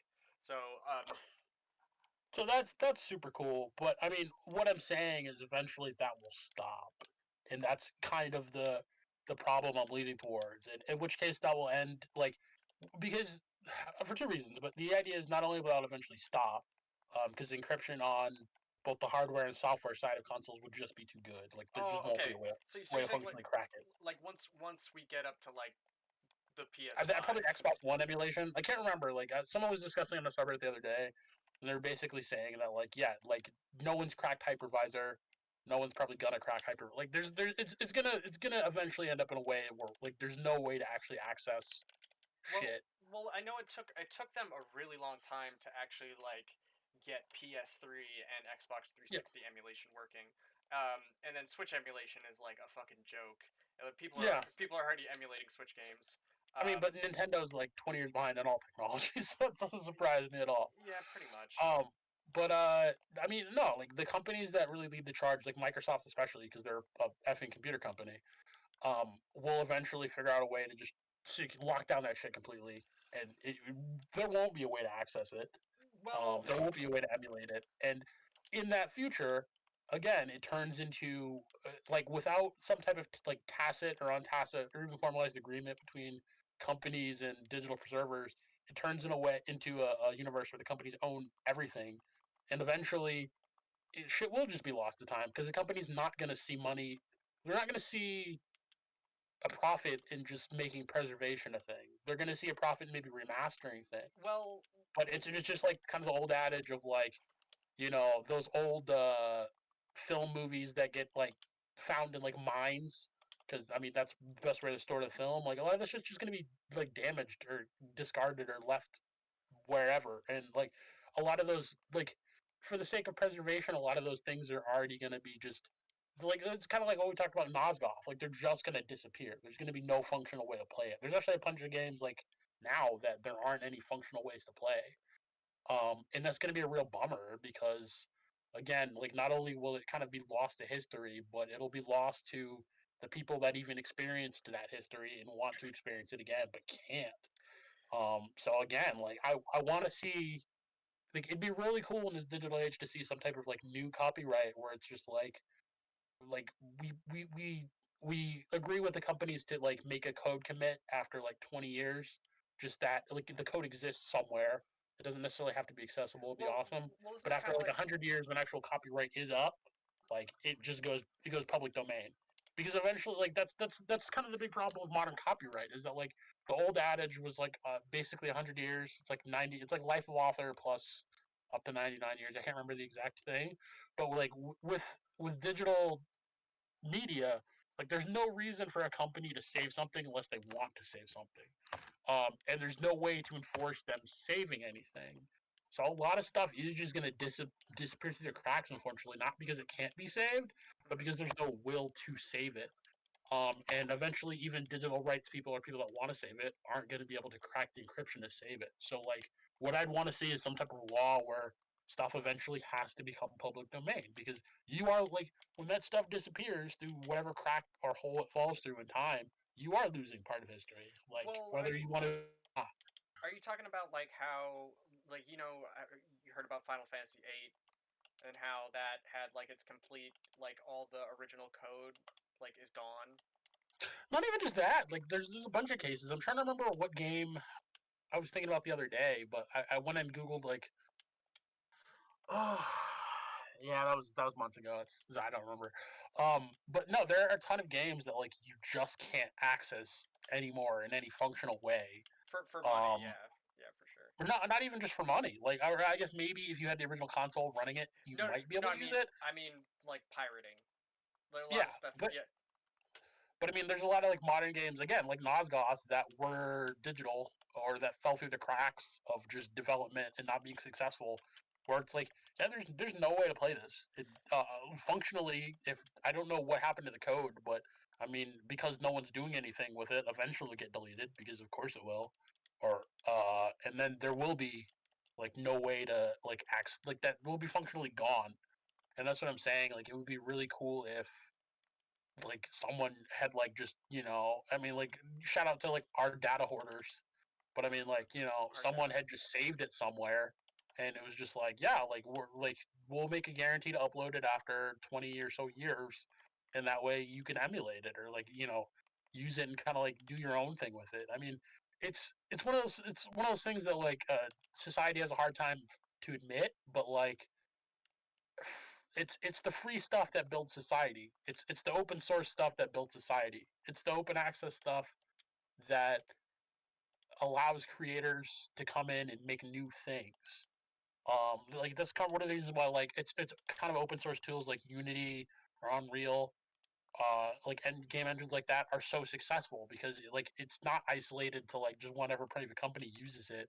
I mean, even those things aren't like fully open source. They allow creators to easily come in and use that as a building block or a building base to build new things. And the same thing is true about books. The same thing is true about music. The same thing is true about everything. It's when you have a large public domain, people can explore that and use it and build their own ideas off of it. And that's why you want to build up a large public domain. It's cultural infrastructure. And when we don't invest in cultural infrastructure, I mean, we don't progress. I mean, like if no one ever saved Beethoven's music, but he like gated it behind some type of, oh no, you got to pay for this service. Like we wouldn't have any of that shit. You know what I mean? Yeah, you gotta get Beethoven's Oh, MP3. did you pay so much dollars for Beethoven? Oh, you can't have it. Oh yeah, it's digital, so you'll never actually own Beethoven. We can pull the license to Beethoven back at any time. Well, like eventually, it might fall through the cracks for whatever reason or not, and then Beethoven doesn't exist. And again, that's kind of a overly elaborate model, but I mean, the idea is there. I mean, a lot of shit that just wasn't so popular will just disappear to time because it wasn't popular enough to get archived forever. When you could have just made the process of easy, you could have just made the process easy of archiving, being that everything gets archived forever. And it releases on a set timeline, so people are like super excited because it's like, oh yeah, this old shit that I grew up with as a kid, 40 or 50 years ago, or maybe even less, is now becoming public domain, so I can like use it and re-experience it again. That would be amazing. Yeah. I mean, it'd be really cool to show your grandkids the games, the type of video games you played. This is what I used to play. And they'll like without rules like that, there will eventually be a generation that probably can't do that because we didn't decide that preservation was a priority, and not preservation in a corporate domain, which is subject to weird shit that can happen, but preservation in a private domain where it's like, oh yeah, no, everyone has this because we just thought this was a benefit for humanity. But yeah, I don't know, man. As I said, I love the idea of emulation. When I first found out I could play fucking old SNES games on my computer, that was how I spent the semester of like shitty classes. Or, I can't say that, obviously I went to school and did. The government's watching. Yeah, but no, like it's one of those things where like when I found out I could play Pokemon or like Golden Sun on my phone, I'm like, this is the coolest thing ever. Well, and like I want that for other people. I want the digital future to be like pro human and pro culture, and like I want you to be able to experience cool old shit from the past. But like, and maybe not always have to pay for it because again, public infrastructure is a cultural benefit. It's cultural infrastructure. So wait, but that would have to be agreement with companies and the government or whoever is doing the archiving to do that, and we don't have that. And I don't know if we're ever going to get that, but it would be amazing if we did. So wait, so you don't think that the third-party companies that are making consoles now are gonna like they're not going to be able to save the N64? No, I'm just saying. What do you mean they're not gonna be able to save the N64? So, well, like the fact that they're making FPGA N64 consoles, like they've already made the Super Nintendo one. They brought like a. Oh yeah, no, like as I said, they'll be able to get to a certain point where they'll be able to crack the hardware, or the software, but there will be a certain point from which the shit's just locked down too well, and they won't be able to do that. Yeah. Because that's kind of just the nature of encryption and the nature of all those things. And it would be really nice if we guaranteed some way for technological preservation to happen after that. But I don't know if that's a thing. Like, so it's even to go back to kind of like the Netflix analogy. Like, there was a big thing earlier this year because 2020 is weird, and this is a thing that happens. But they just decided like any episode of any television show with blackface in it, whether or not it was like a joke or not, whether or not it was parodying the idea of blackface or not, whether or not it was intelligently used in that episode or not, just needed to go. Yeah. So they're like missing episodes from a bunch of amazing shows, including a really great episode of Community that talks about depression and suicidal ideation. It's Advanced Dungeons and Dragons is an episode of Community. Oh yeah, it's gone. Oh, it's it's not gone there anymore. That's gone. Yeah. The one with You can't Ken access Jeong, it. Yeah, because it has blackface in it. Yep.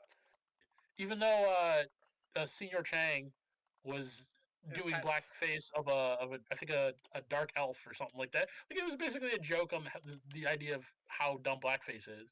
But nope, it was to someone who was like, I don't know, up their butt about just I'm not gonna say up their butt about being PC because it's just beyond that. Like, it's like it's thinking about doing something without actually thinking about doing something.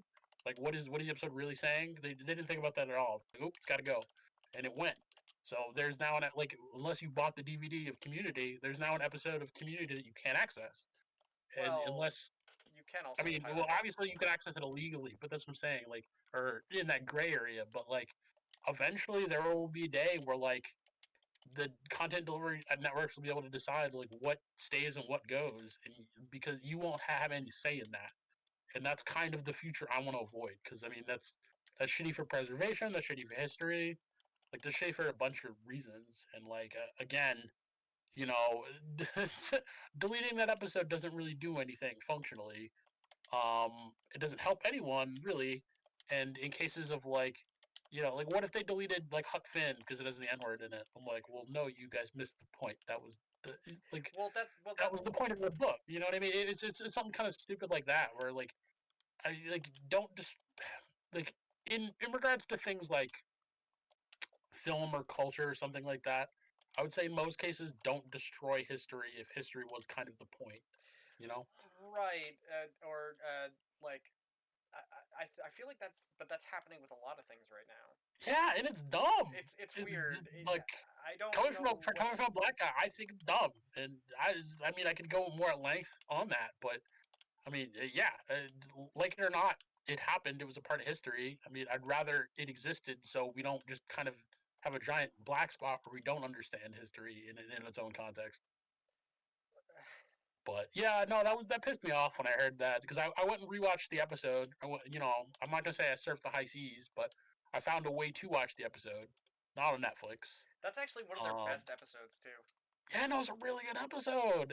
Yeah. Again, it's about a kid dealing with depression, and they play a cool Dungeons and Dragons game. Fat Neil.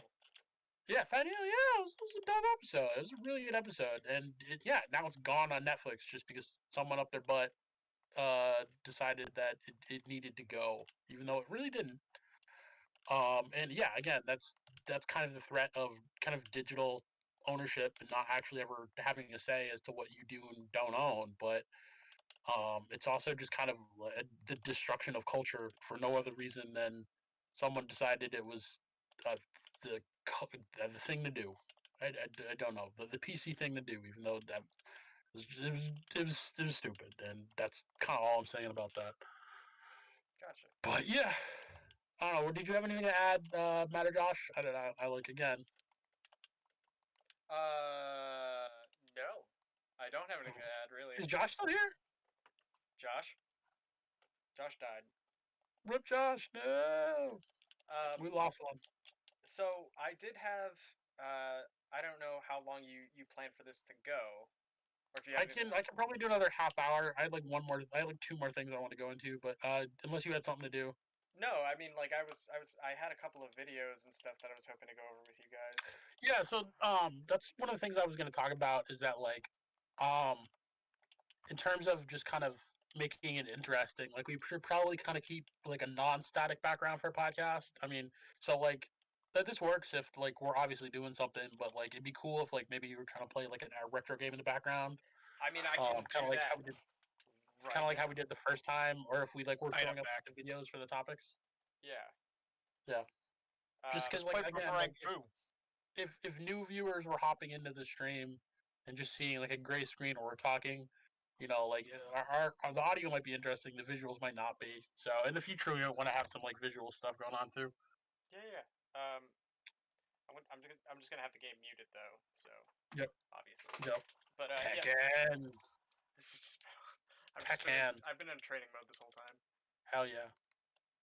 Play some Boomerang Fu, guys. Boomerang Fu is dope, but I'm too tired to set up a controller right now. So I'd watch you guys play it and talk shit, but I'm not gonna play till I actually get my power line set up so I can actually play without lag. Because y'all kicked my ass last time. The game is super fun though.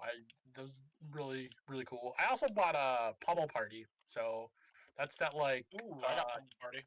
Yeah, it's that like indie Mario Party. So we could set that up to play at some point too. It'd be kind of fun. I played a few games on that. It's actually pretty dope. Yeah, no, it looks really cool. I saw that they like stole one of the games from one of the mini games from. Of course, this mini game already existed, but you know, nothing new under the sun, which is always a problem. Some shit's fun, but did you see that snowball game when like everyone's like a big snowball and trying to like push each other off? Yeah. That exact game is the same game from the Bionicle GBA game. What? There's like a multiplayer mode in the Bionicle GBA game that has that exact same game. And it's like, it's a fun little mini game. Back when you could like play with your friends through link cables. And kids these days don't know about that link cable life, bro. If you had a link cable, you were balling. Yeah. Yeah, that was like the kids version of like a Cadillac Escalade, man. You're just rolling in it. No, link cable. Damn, I wish we could play together. It's like, wow, I just happen to have a link cable. Matt, do you know if that's a feature in any emulators? Like, can you play like GBA games like versus other people? Like, do they have like a link cable function? I mean, I know that the PSP has a link cable. Like, well, not a link cable, but has like a way of ad hocing. Like the emulator does. Yeah, and you can also play like online, because PPSSPP is the name of the emulator, and it's actually really good.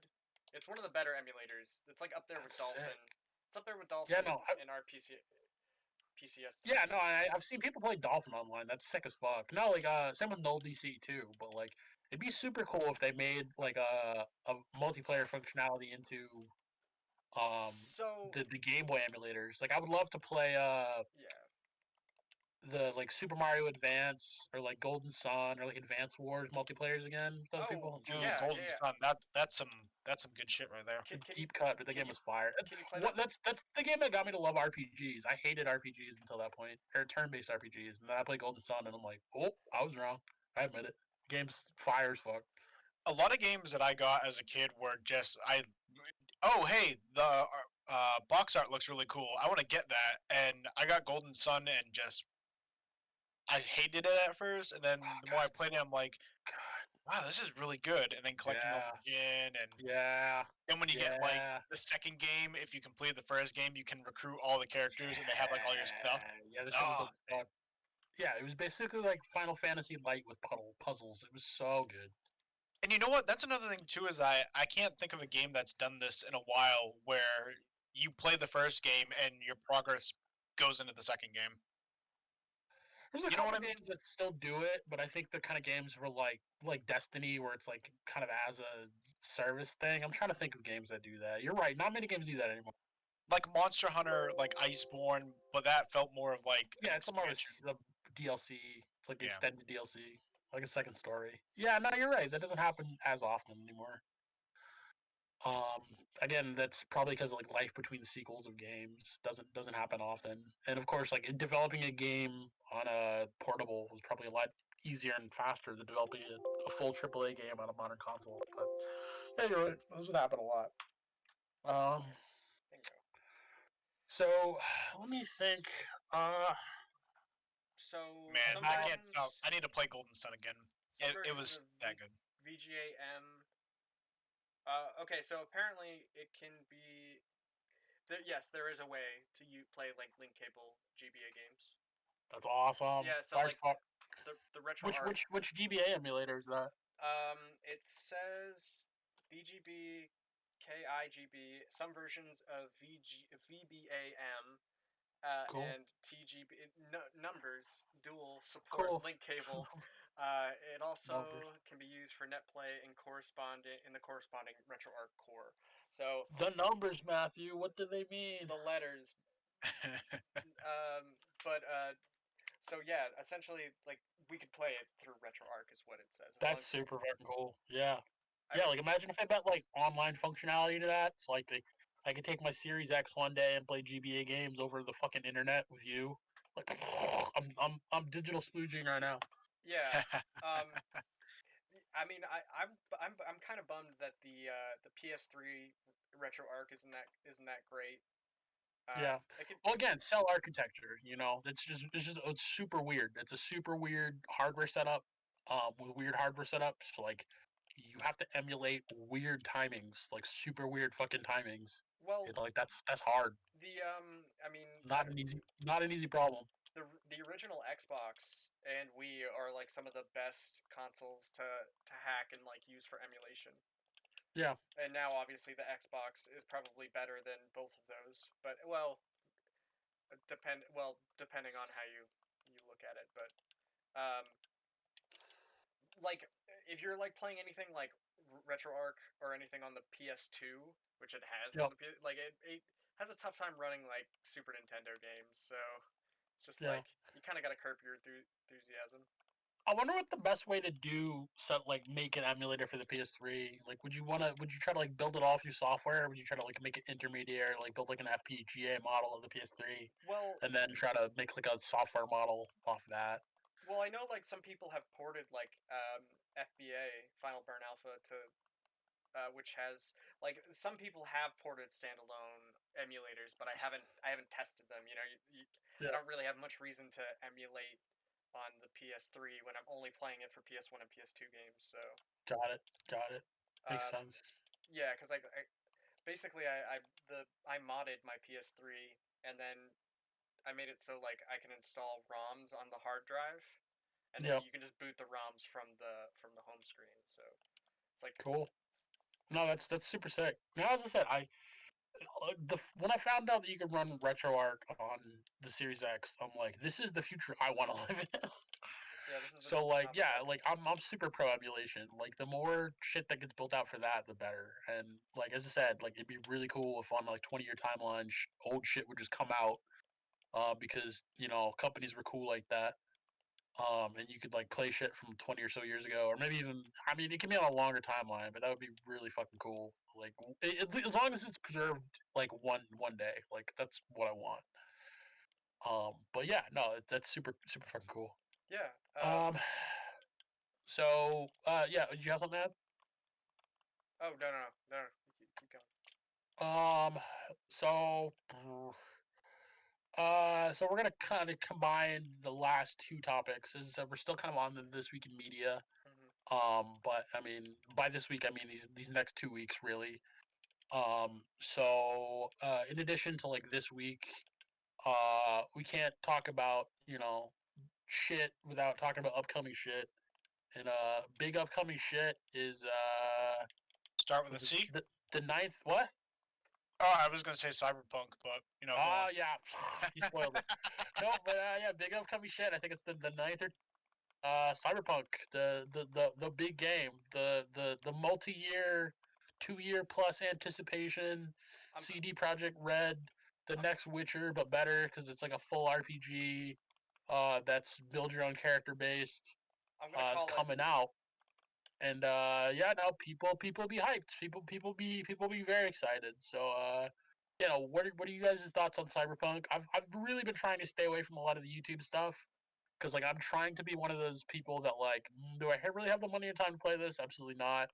So I'll probably wait like 6 months before I get it. Maybe hopefully the game will come down a little bit in price by then. But I mean, not everyone's like, you know, uh, trying to do the our patient gamers route and still trying to get up front. So like, where are you guys' thoughts about Cyberpunk? What have you seen? What are you excited about? Are you gonna get it? Are you gonna wait? And yeah, give me your Cyberpunk lore that you guys know. I am in the exact same boat as you were. I'm completely in the dark of it. I've seen little snippets here and there of it, like months and months and months and months ago, maybe even like a year ago, but completely in the dark. However, I feel like it's gonna be, and it's kind of gonna be a topic that I actually want to touch on a little bit, uh, sort of adding to previous topics, but the I think the hype. I think it's so hyped that it's gonna, and people are expectations are way too high. Yeah, I definitely 100% agree with you. Like, don't get me wrong. I think it'll be great. I think it'll be great. I think if I had to like set a like target meets expectations like scale, I would say it's gonna live up to people's expectations like 80%, which is a pretty high amount.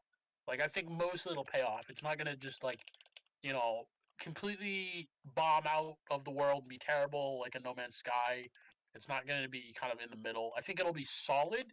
I just still think a lot of people aren't gonna get what they exactly want because I mean again these people kind of have this like built up idea in their minds of what this game is going to be and like seeing the real data out there now that's been talked about that it's been played by a lot of reviewers or like the pre-release reviewers. I don't think it's exactly the game people think it's going to be, but I still think it's going to be an incredibly fun and expansive RPG, and it's definitely going to get people back into the desire for wanting like true open world RPGs like Skyrim, Oblivion style RPGs, but with even more interactions and features and like actual branching storylines and all that jazz, that badass stuff. So I like honestly, I don't think it'll 100% meet people's expectations, but I think for the most part, people are still gonna love it. And you know, oh, sorry, go ahead, Matt. So I want to make my prediction, and I think I think yeah, it's gonna be a No Man's Sky situation. You really think it's gonna completely bomb out of people's expectations? Like it's gonna completely disappoint people? I think people are gonna hate it. Really? I don't know. Really? Why? I don't know. I just have this feeling that it's not like the problem. So my problem is like once you hear something is as good as it is, it's like too good to be true. Oh, 100%. Overhype is a real thing, but I mean, I still think you know you can get met in the middle, and I think that's kind of what's gonna happen. But what were you saying, Josh? No, I think no, I agree. But I think I more so agree with you, August. Just that it's gonna be, you know, If people are gonna enjoy it. It's not gonna be it's not gonna be entirely what they wanted. It's not gonna be even entirely what they like thought it was gonna be within the realm of reasonable expectation. But I think people are gonna enjoy it. You know what? As I said, this is from a studio that I don't think has ever done FPS. So I think the FPS mechanics are gonna be kind of picked apart about what people want versus what they actually get. Like one of the reviews I read was that like enemies are really bullet spongy, because it kind of treats it as kind of like an old school style RPG, which not a lot of people are used to. FPS RPGs with bullet spongy enemies, people kind of bitch about that sometimes. Um, so the gunplay, and again, I don't know how smooth the gunplay feels. That was like one of the other complaints. Like gunplay is one of those things that you know it's kind of weird to design, and like a lot of people have kind of you know their own kind of mental ergonomics for what they like and like what they don't like. And for a studio that's never really done that before, I don't know how well it's gonna match up. Like I know that was one of the weird things that people did or didn't like between like Fallout 3 and Fallout 4 was that like Fallout 4 being kind of one of the second actual like true FPS RPGs that same studio that does Skyrim, but people loved the gunplay of Fallout 4, but they stripped out all the RPG elements that people love from Fallout 3. So I would say they even lost ground considering that people go into a game like that for an RPG, even though the gunplay got better.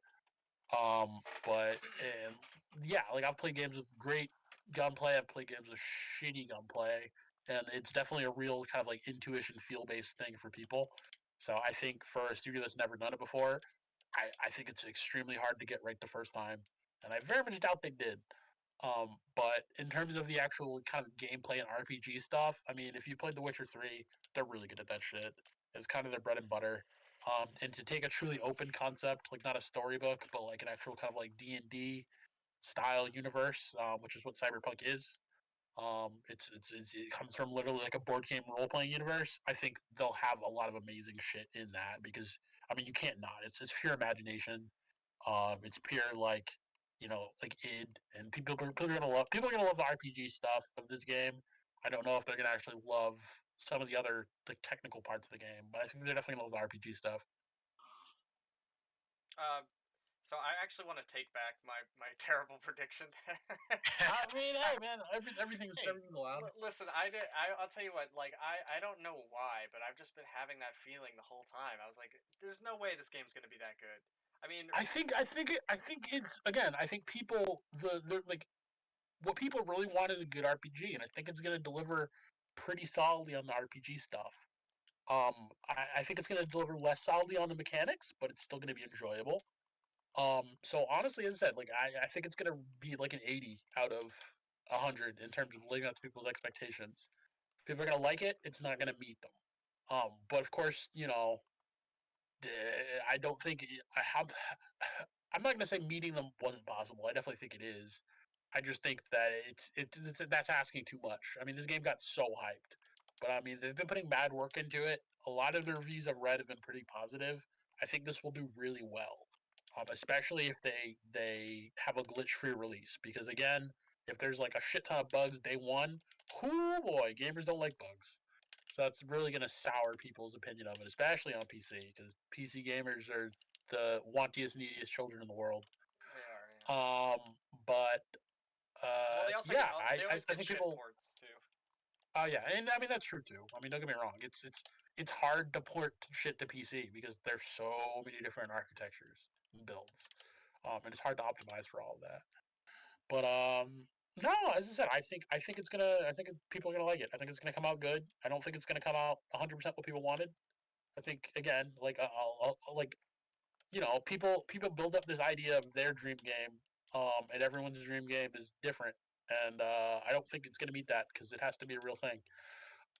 But yeah, no, I think people are gonna enjoy it for the most part. Josh, you had anything to add?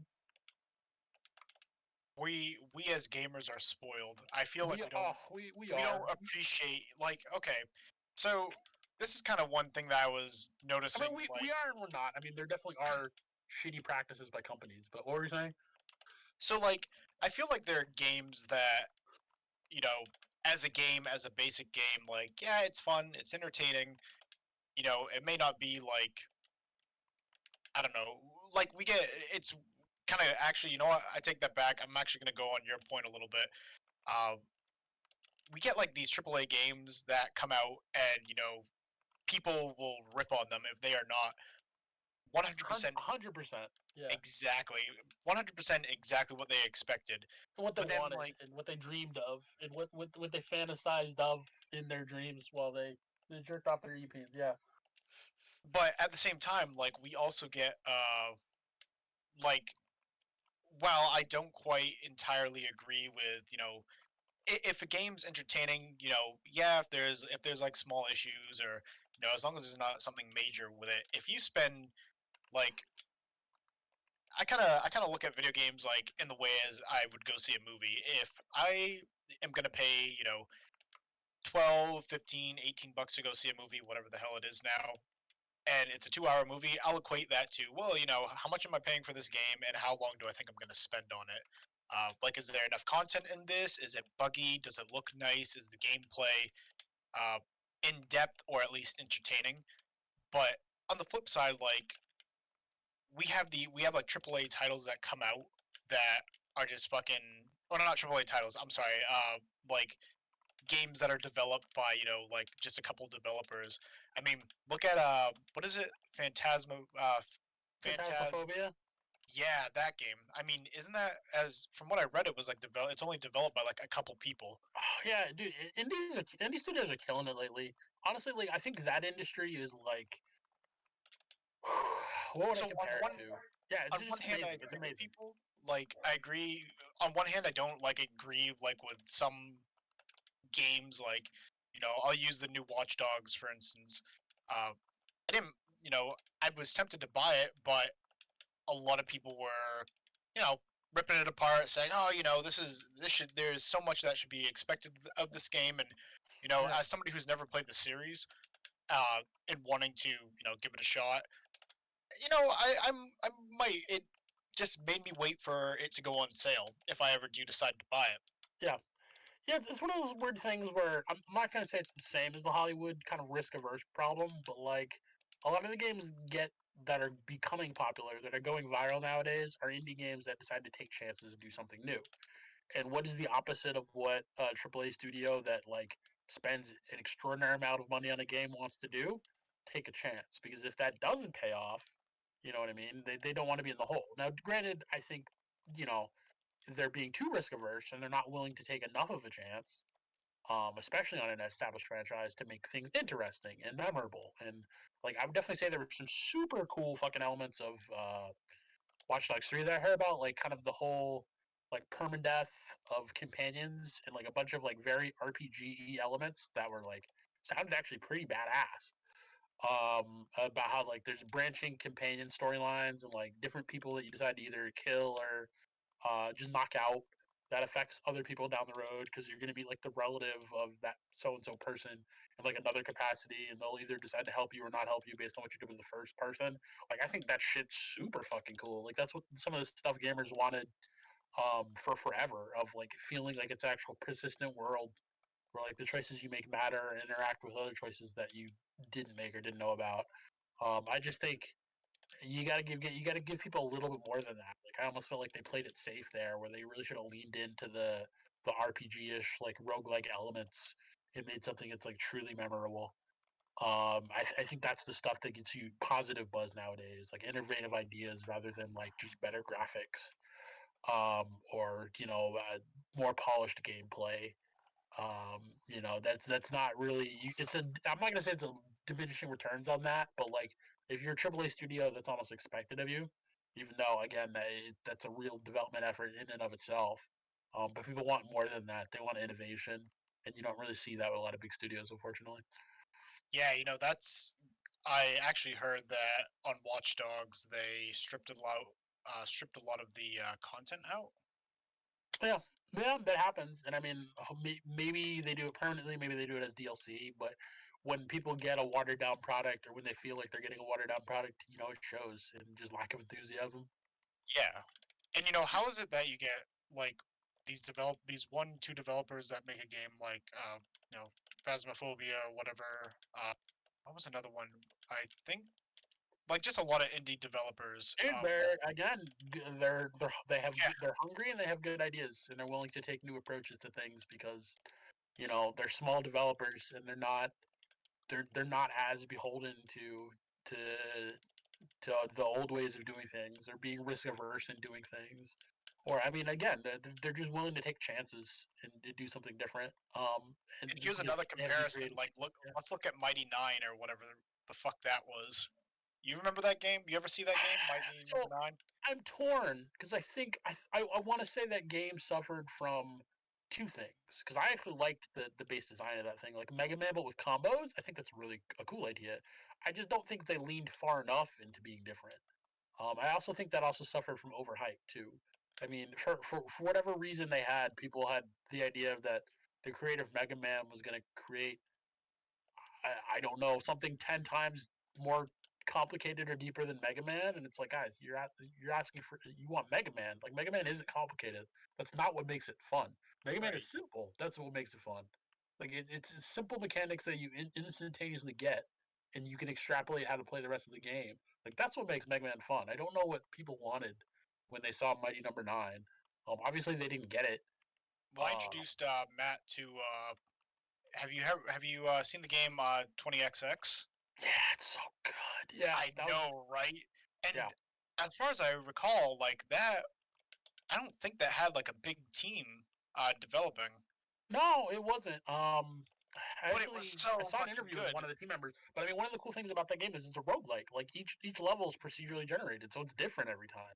I mean, Right. it's cool, innovative shit like that I mean, people really are responding to nowadays. I agree, though. Like bigger companies just need to take risks, but They do. They 100% do. They need to be a little bit more innovative and a little bit less risk averse and just be willing to try new and funky shit because that's what gets fans nowadays, unfortunately. Or fortunately, I should say. But I mean, it's that double-edged sword where I'm like, you can be the most polished and graphically fidelity.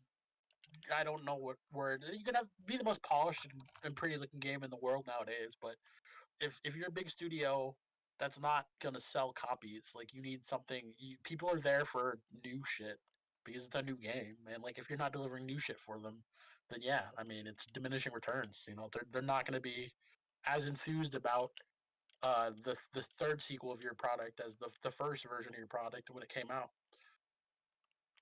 if we're gonna talk about sequels, game that did sequels right, except for maybe like 1 or 2, fucking Devil May Cry. Oh yeah. Don't people hate like 2 or 3 or something like that? 2 is Like I know bad. one of them's 2 doesn't exist, and 3 was amazing. We don't 1 talk was about that. yeah, we don't talk about 2. 3 was amazing. DMC was I heard DMC was good, but no one wanted to reboot. Nobody wanted. Okay, so the gameplay is fine. The gameplay is not bad. It's good. It's not like it's it's a good for like if it wasn't a Devil May Cry game, if that was just like a exactly. That could but anything else. Another thing too is that from like I actually got a little kind of ticked off like the what's the fucking guy's name? The developer was basically like shitting on like hardcore Devil May Cry fans, saying like, "Well, nobody." Because he wanted a reboot, but no one else wanted a reboot. He was mad that people wanted Old Dante. I'm like, Old Dante's cool. But he was saying shit like, "Oh yeah, people don't, they don't know what they want, and they don't, why would anybody ever like have this sort of like the red coat is fucking dumb and yeah, nobody wants all those like combos and shit like that, like being able to like just gameplay shit was yeah. I mean that's the classic adage of I mean, a creator not understanding what makes his stuff popular, which happens all the time. Honestly, Well, that's not a new phenomenon. He wasn't the creator, though. I mean, director. He was the they outsourced DMC to a different company that wasn't Capcom because at the time Western games were a little bit more popular, so they wanted to give Devil May Cry a more Western look, which is why it's DMC, and it's like it's not Dante doing crazy stuff, and because it's like that's apparently super Japanese or something. I don't know. Witty banter and it's just tone deaf. a little bit of comic. Yeah. Like that's another thing too is like Devil May Cry always kind of had like not heavy, but it had sort of like slight comical moments, like a little more so as it got into the series, like as as 4 and 3 kind of went along. But I was actually reading up on Devil May Cry 2, not to get too off topic, but like seeing all the problems like with how Devil May Cry 2 was developed, because from what I understand, they were developing it along the same time as Devil May Cry 1, and they didn't really have stuff to go off of. Mm-hmm. So they were kind of like doing everything in the dark, and when they saw how people were liking Devil May Cry 1 when it was released, because I guess there was like no kind of communication, there were a lot of issues with it that they just tried to salvage, and they didn't have like enough time to actually get it out. So like it wasn't so much the people developing it, just like, well, it was, but it wasn't. Like they just were so time constrained or had too much time constraint to them. Yeah. Yeah, no, I mean, that's kind of how I think game development and kind of like the early 2000s and shit kind of went, is that like it was kind of similar budgets to what studios are doing now. In that, but they weren't indie studios. They were the big studios then, so they were on really tight timetables to turn around, like, pretty heavily expected games in really short times, and like a lot of stuff just fell through the cracks, unfortunately. And it's, just casualty of game development timelines. Did you know that And bad management, and I think DMCA 2 is kind of regarded as one of the things that kind of did fall through the cracks because of that. My bad. What were you saying, Matt? The director they still don't know who the director of DMC2 is. Oh, that's funny. Nobody knows. Nobody knows who the director of DMC2 is. Like, people, of course, that worked in Capcom did, but there's no like how is it listed in the credits? So I can't remember, but I don't think he took his name off of it. So shit. because the thing is that it was going the first development cycle of the game. Basically, it was directed by this other director at Capcom, and it went so poorly that they brought in the director of the first game, and that's why there's like which is why it like came out and it was pretty much unfinished, and you have like so many wide spaces and stuff like that, at least from what I had heard, and so it's kind of like why the whole thing's a clusterfuck, and it's kind of it looks cool, but other than like Dante's cool coat, like and it's not a great game. It's not a great game, and like it's lame because I knew when I beat that game on the hardest difficulty, I was like, this isn't Devil May Cry. Yeah. Because I was like, I played through the first Devil May Cry, and I was hardly able to beat like hard mode, or I struggled. Because I wasn't very good at video games. I wasn't good at that video game, and so like when I beat it on like ultra hard, I was like, wow, this was really easy. All I did was shoot everything. This is lame. Yeah. On the other hand, though, because that franchise was made, we eventually got DMCA 5, which I think set the new standard for the polish of game feel in an action game. Oh my god, that game feels amazing. Yeah. Shit, bro. Like, this is I don't even think like when DMCA 3 came out, your brain could conceive that like controls, mechanics, and game feel, and like the level of complexity but still fun could get that high. Like I really think DMC5 redefined the standard of like what could be done for an action game. And I hope to see games live up to that standard in the future. But holy shit! That's what you get too, like for like companies listening to their, listening to their fans and the people who love the game. Yeah. Like it's practically like a one-player fighting game. It's amazing. With how complex it is. Yeah. Like it's like I was watching the speedrun for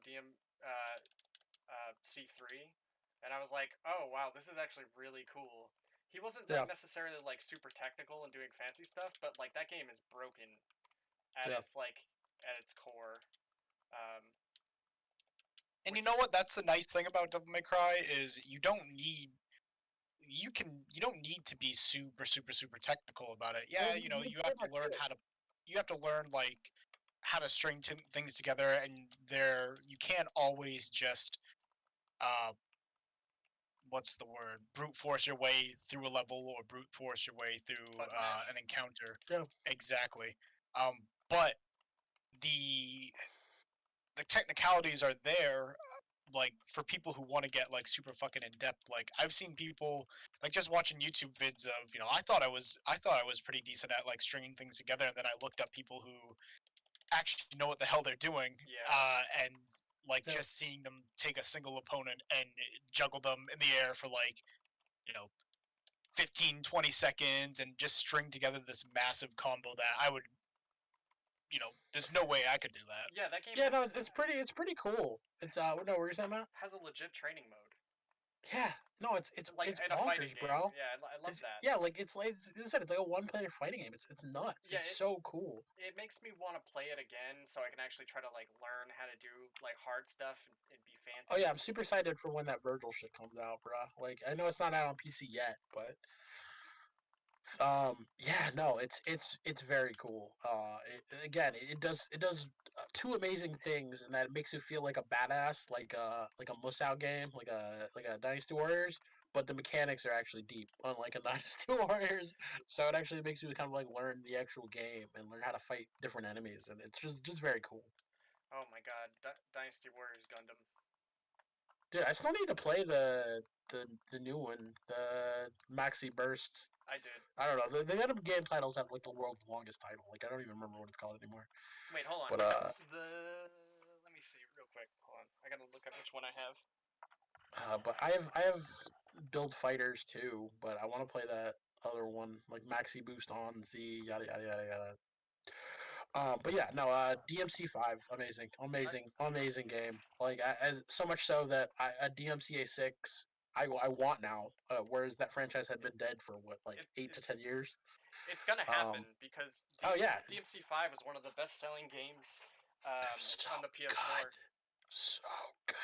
And I mean, like, that's one of the things. Like, that's a franchise where just good, amazing game design and understanding kind of what made the game popular when they made that game, and what made the characters likable, just contributed to like an explosion in popularity for that franchise, or a re-explosion, just by being good, just by like having really polished mechanics and understanding what made your game lovable. They were able to not only recreate that, but make it better and more polished for, I think, 2019 or 2018, whenever that game came out, and now people are suddenly, even people who hadn't even played the original games, are suddenly clamoring for more DMC. Yeah, I mean, so yeah, in that sense, you are right. Like, thanks DMC for making a way better game. Yeah, yeah, no, like as I said, they innovated. They found the secret code to making a better DMCA, and they dialed it in and made it. And just kudos to them, hats off, because amazing execution, just amazing. Wait, but yeah, isn't it like Itsuno that made? I can't. I think that's. I think so. Yeah, I want to say I can't remember. I have like 5 different Japanese video game directors floating around in my head. I can't remember which games they go to, but yep. Yeah, Yoshi P. Inafune. Yeah, exactly. They all float around in my head, and I know they did different things, but I can't remember what. There's the dude who made Castlevania. I can't remember his name. Igarashi. Yeah, exactly. Yeah, yep. That was the right name. Speaking of which, Bloodstained is also an amazing franchise. Holy shit! I mean, he was like, in terms of indies that were done right, like just how we're gonna talk about like the failures of the dude who did Mighty Number 9. Holy shit, Bloodstained has been both amazing and successful. Like even like the NES Castlevania remakes they made with Curse of the Moon, amazing, just amazing games. That are like basically like modern old school Castlevanias, but like fun and not like that you can play them, you can set the difficulty up, but like the base difficulty just like it takes Castlevania and makes it just not hard enough to be fun for even like a casual player, and like that's insane because those games were brutal as a youngster. But yeah, I mean and then it's, the difficulty's there for if you want to play it, but they're just fun ass games. Especially the kind of Symphony of the Night one he tried to make with Ritual of the Night, Bloodstained Ritual of the Night, and I know I'm saying that wrong, but either way, the Bloodstained games are super effing good, and like again, like taking his experience from his old IPs, making a new IP based on those games. That's an example of it done right, because those games are excellent. But yeah, so the big news for this week, Cyberpunk. I'm definitely curious to see whether that lives up to the hype. I definitely think it will, for the most part. Um, Again, I think the complaint, as long as there's very few bugs, I think the complaints will be far and few between, and more about the mechanics and the actual kind of like story stuff or the RPG stuff. Um, One of the other kind of big in the news things this week is HBO decided to, or Warner Media, I should say, because of COVID, decided to kind of give up on the exclusively released in theaters business model, and are going to put everything on their slate for the next year up simultaneously on their digital service, HBO Max, while they have like limited theater releases for the theaters that are still open, because of COVID. And that's crazy. Like that's huge news. Like yes, yeah, we that's had the pretty cool. limited case of Mulan, coming out on Disney Plus for $30 because they're experimenting. But no, HBO is just like no $30 for a new movie. If you have our service, we're just gonna give you new movies for like a month in which they come out just for having our service. That's nuts. That's like a huge move into a streaming future, with a feature that's actually kind of cool because being able to watch like theater movies at home, like when they come out, that's big move. That's big news. Did they say it was a permanent thing, or is it just kind of They like? at least for 2021. But I actually had pulled up the 2021 release date just so I can kind of give you the idea of like how big these releases are going to be. Yeah, let me pull it back up just so I can talk with you guys about it. But yeah, so they're starting with Wonder Woman 2, which again another movie was supposed to release earlier this year. Isn't it 1984 or? Yep, 1984. Wonder Woman 1984 was supposed to release earlier this year in theaters, didn't because of COVID. And now it's releasing on Christmas. It's releasing on the 25th. And if you just have an HBO Max subscription, so I think between like 10 and I think $12 a month, you get a first run movie from the comfort of your own home. Like that's a big move. That's crazy. That's got so many implications for the future and whether or not theaters stick around. Because if this proves to be a lucrative business model, I mean, you could start seeing it, even post COVID, which I think is crazy, but also kind of awesome. Again, I wonder how they're going to keep piracy down because, what's to stop someone from just like, oh, sweet, I'll just copy what's on my TV and put it on the internet.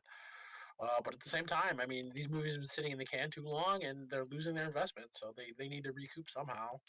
That's why they're putting them back out there. But first big release, Wonder Woman 1984, December 25th. Next release, The Little Things, January 29th. Not really sure what that is. There's a Tom and Jerry movie with the little girl from Kick-Ass. I can't remember. Help me out here. I don't remember. You know who I'm talking about, though, I know who right? you're talking about. I just don't know. Yeah. I just it's escaping me for some reason because it's 4 a.m. But yeah, she's gonna be in the Tom and Jerry movie. Don't get me wrong, it probably looks terrible, but I mean, hey, if I have the HBO Max, I can watch it. Merry Saints of Newmark, March 12th. I'm gonna skip to the big stuff right now. Godzilla versus King Kong, May 21st. So instead of going to the theaters and seeing big monsters kick each other's ass, you can now watch big monsters kick each other's ass from the comfort of your own home, man.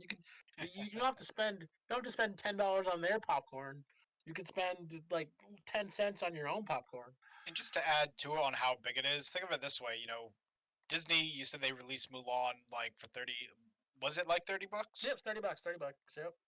I mean, for anybody that was planning to go see the movie in theaters, you're already paying like at least 10 to 15 for new tickets, yeah. I actually bought it and watched it.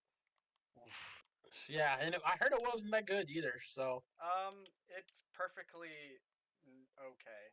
Yeah, but no music, which was one of the good. It wasn't the best part of Mulan, but the songs were fun. No Mushu, which was the best part of Mulan, hands down. I mean, it's fucking Eddie Murphy. So basically, I just want to say real quick that yeah, without the music or Mushu, it's what makes it so dull. Yeah. It's yeah. There's probably not many light or comedic elements, which helps kind of bring. Yeah. It feels soulless. Yeah. That's a bummer. Yeah. I wanted to like Mushu. Mulan's probably one of my favorite Disney movies. Certainly one of my favorite Disney heroines because I mean she's one of the few that's like, no, I'm just gonna go kick my own ass. Like I don't need someone else to kick ass for me. I'm not gonna just go find magic to kick ass. I'm just gonna fucking hit the gym, do my laundry, delete Facebook. And we're talking about like the OG Disney movies. Like the newer movies are a little more.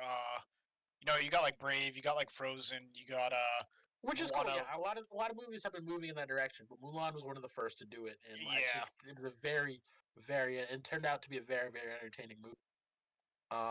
So yeah, I'm very disappointed that sequel didn't kind of live up to it. I heard they did throw some like cool Crouching Tiger, Hidden Dragon stuff in there, where she was like running on walls and doing cool shit like that. I probably would have leaned even harder into that if I were Disney, but yeah, from whatever I heard, the end product didn't turn out to live up quite to the original. Even though they sure as hell spent a ton of money on it. But yeah, $30 for that. Like I didn't want to spend the $30 when it was coming out. Let alone I might have spent 10 or 15 to go see it in theaters myself. But $30 for that on a from the comfort of my own home, I don't know. And now that HBO is doing this for basically free, as long as you have the service, sign me up. I might sign up for the service on Christmas just for Wonder Woman. Like, to be quite honest, I'd be like, buy me a nice Christmas present to myself and watch Wonder Woman on Christmas Day, like on my fucking couch. Like, hell fucking yeah. But yeah, the Godzilla vs King Kong, super dope release, coming out in May. Sequel to The Conjuring. I don't know how many Conjurings that is, but there's another one in June. Another huge sequel for people of our elderly age, but Space Jam 2, A New Legacy, July 16th, which is going to be the coming out. Yep, July 16th. It's going to be the Space Jam with LeBron in it. That's actually happening. Yep, LeBron lobbied hard enough and finally got his Space Jam, and I'm pretty sure it's pretty much already been filmed. It's just kind of in the can waiting right now. So yeah, let me Google it because I was actually hearing some news about it the other day about like the director doing another project after it. But yeah, no, we're getting a Space Jam sequel with your boy LeBron. Which I mean, I don't. There's no way it can live up to the original, just because I think it was made in an entire. It was made like 2 decades ago or 3 decades ago, technically. Like it was made in an entirely different like era of comedy, and like I don't know if you've ever had this argument or discussion with people, but like comedy certainly changes every decade. Like every decade has different kind of feel of comedies. So there's no way this can live up to the original in that just that era of comedy is kind of over. But it could still be funny. It could still be enjoyable. It could still have some fun callbacks. But yeah, no, it's gonna be directed by Malcolm D. Lee, which I'll look up what other stuff he's done later. But Ryan Coogler produced it. He was one of the people that worked on Black Panther. Sav Ohanian helped write it. You've probably never seen Searching, but he was one of the writers for Searching. There's a new movie on Hulu called Run. I think he worked on that. A decently up-and-coming Hollywood writer. It's going to have Don Cheadle, Sonequa Martin Green. To anyone who ever watches this and watches Star Trek Discovery, she's the woman who plays Michael Burnham, so at least that's where you know her from. Let's see. Music by Hans Zimmer. So we might get some dope Inception, blah blah, all that good stuff. And yeah, budget 183.7 million. So I mean, LeBron probably took a budget cut just to have this movie done. Just a little bit. Just a little bit, because he just really wanted his own Space Jam. But yeah, LeBron's getting a Space Jam. So now we'll get to compare Michael Jordan's bad acting to LeBron's bad acting, which I actually think will be pretty entertaining. LeBron, because I'm really curious as to who's the worst actor. You wanna stack? You sure you want to stack those odds? That could be tough. LeBron grew up in that commercial age, so I mean, he at least does some like commercial voiceovers. He showed up in a couple movies before. Like, I don't know if his acting chops are better than Mike's, but I'm gonna say he's probably had a little bit more experience doing some Hollywood shit. But yeah, I expect this to be bad, but hopefully it's entertaining bad. You know what I mean? Like, there's still a level of bad this could be and still be entertaining. But yeah, I'm very curious. For LeBron's sake, because I mean he did this for him. Don't get me wrong, he didn't do this for us. He did this for him. So for LeBron's sake, I hope it's not terrible. I hope that it at least gets at least like a 6 out of 10, maybe 7 out of 10 on Rotten Tomatoes. Like anything under a 5, I just start feeling bad for LeBron. You know what I mean? At that point, because I'm like, bro, I mean, I know you wanted this as a vanity project, but at a certain point, if it's bad enough, I would have just been like, you know what, I'll contract to cancel the whole thing so other people don't have to suffer through it. But yeah, we'll see. Yeah, fingers crossed. But I hope it's at least bad, but in an enjoyable way. That's all I can think of to say about that. But yeah, I mean, this will be again, we haven't had an athlete vanity project movie in a while, so I'm cautiously optimistic, or at least curious. But okay, so the next big one, this is a very big one for later on in the year. The Suicide Squad reboot slash sequel. I say reboot slash sequel because while I enjoyed parts of the first Suicide Squad movie, and let's be honest, that soundtrack was fire. It was not a good movie. I have not seen Suicide Squad, actually. Neither have I.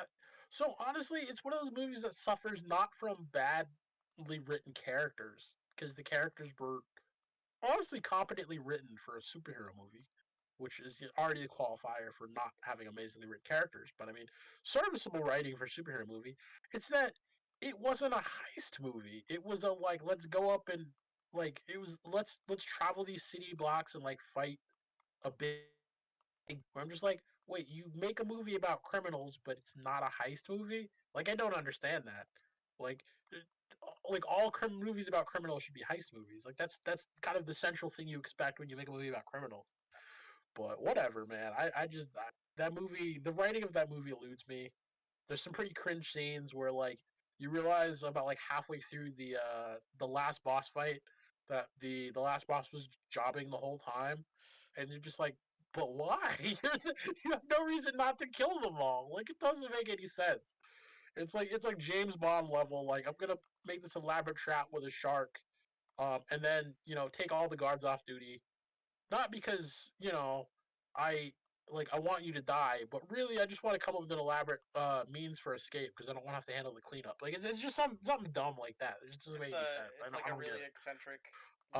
Like there's a scene where like she yanks all their weapons out of her hands with her like magical telekinesis, and I'm like, wait, you couldn't have just done that from the start? You had to wait till like halfway through and they started pissing you off? Like, is this Power Rangers? Like, are you trying to lose? Like it was real bad. But I mean, the Suicide Squad is enjoyable. It's not a good movie, but it's enjoyable. This one, they got James Gunn hopping on to direct. James Gunn's great. He was the guy who directed Guardians of the Galaxy, which everybody loved. He took characters that no one knew about and made them likable. He switched teams, but Warner Brothers is basically hoping he can do it again with Suicide Squad. One of the only big returning people is Margot Robbie's Harley Quinn, uh, which, to be honest, like that's probably the only thing people cared about returning. I mean, Will Smith's Deadshot was entertaining, but I mean, after how badly the first one did, I'm not surprised he's not coming back. Uh, and yeah, I mean, same with the other characters; they were all kind of throwaway after that. But no, I'm actually pretty excited for the new Suicide Squad. I think like if you're gonna call anyone to try to salvage a franchise, make a reboot, make something have a redemption arc because that's basically what this is, the Suicide Squad redemption arc. James Gunn is a good guy to call, so I'm curiously excited for it. And again, as long as you have HBO Max, free on HBO Max, baby. Um, so after that in October you have Dune. Very excited for Dune. If you're a fan of sci-fi, you love Dune. I'm not gonna say that. If you're a fan of sci-fi and read Dune, you probably love Dune. I've never actually finished the movie of Dune, but I have read the book. The first movie of Dune, this is obviously like a reboot of Dune. But it's just an incredible book. It's by one of my favorite directors of all time, uh, Denis Villeneuve. I'm saying that wrong. Probably Denis Villeneuve. I don't know. I'm terrible at pronouncing French last names. Either or. Uh, Great director. Made Blade Runner 2049, which is probably my favorite movie of the last decade. Just incredible movie, incredible reboot. He and not reboot, sequel. He wrote a sequel to a movie that a lot of people didn't think a good sequel could be written to. Which is the first Blade Runner. Later on in that, so super excited for that. Good cast also. Batista, from Guardians of the Galaxy and wrestling fame is in that. Drax, people like Drax. Dave Bautista is actually a really good character actor too. If you've seen any other stuff he's done, so I'm actually pretty excited for that. Later on in the year, December of 21, Matrix 4. Which I want to hear your thoughts, Josh and Matt, about sequels that maybe didn't need to be made, because I'm feeling The Matrix 4 is a sequel that didn't need to be made, but I want to hear your opinions on that. So please tell me what you think The Matrix 4 will add to the overall universe of The Matrix. Not gonna lie, I have not seen The Matrix. Well, Oh no. Where are we? Oh, You guys still here? the stream? Yeah, can you hear me? August? Hello? August, can you hear us? Yeah, can you hear me? Yeah. Yeah, I can hear you. Yeah, I can hear you. Yeah. Wait, so have I been just talking to myself for the past 20 minutes, or have you guys heard me? No, we heard you. We heard you. I said that I have not seen Yep. The Matrix. Can you hear me? Yeah. Hello. August. Okay, good. Whew. So, Okay. basically, I don't know why they're Okay, so you guys haven't seen The Matrix? I've seen The Matrix. Well, my Discord isn't doing audio. Give me a second. What is going on? I'm gonna disconnect and reconnect. Hold on.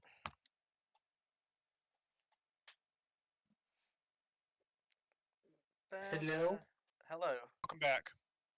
Sweet. Okay, so yeah.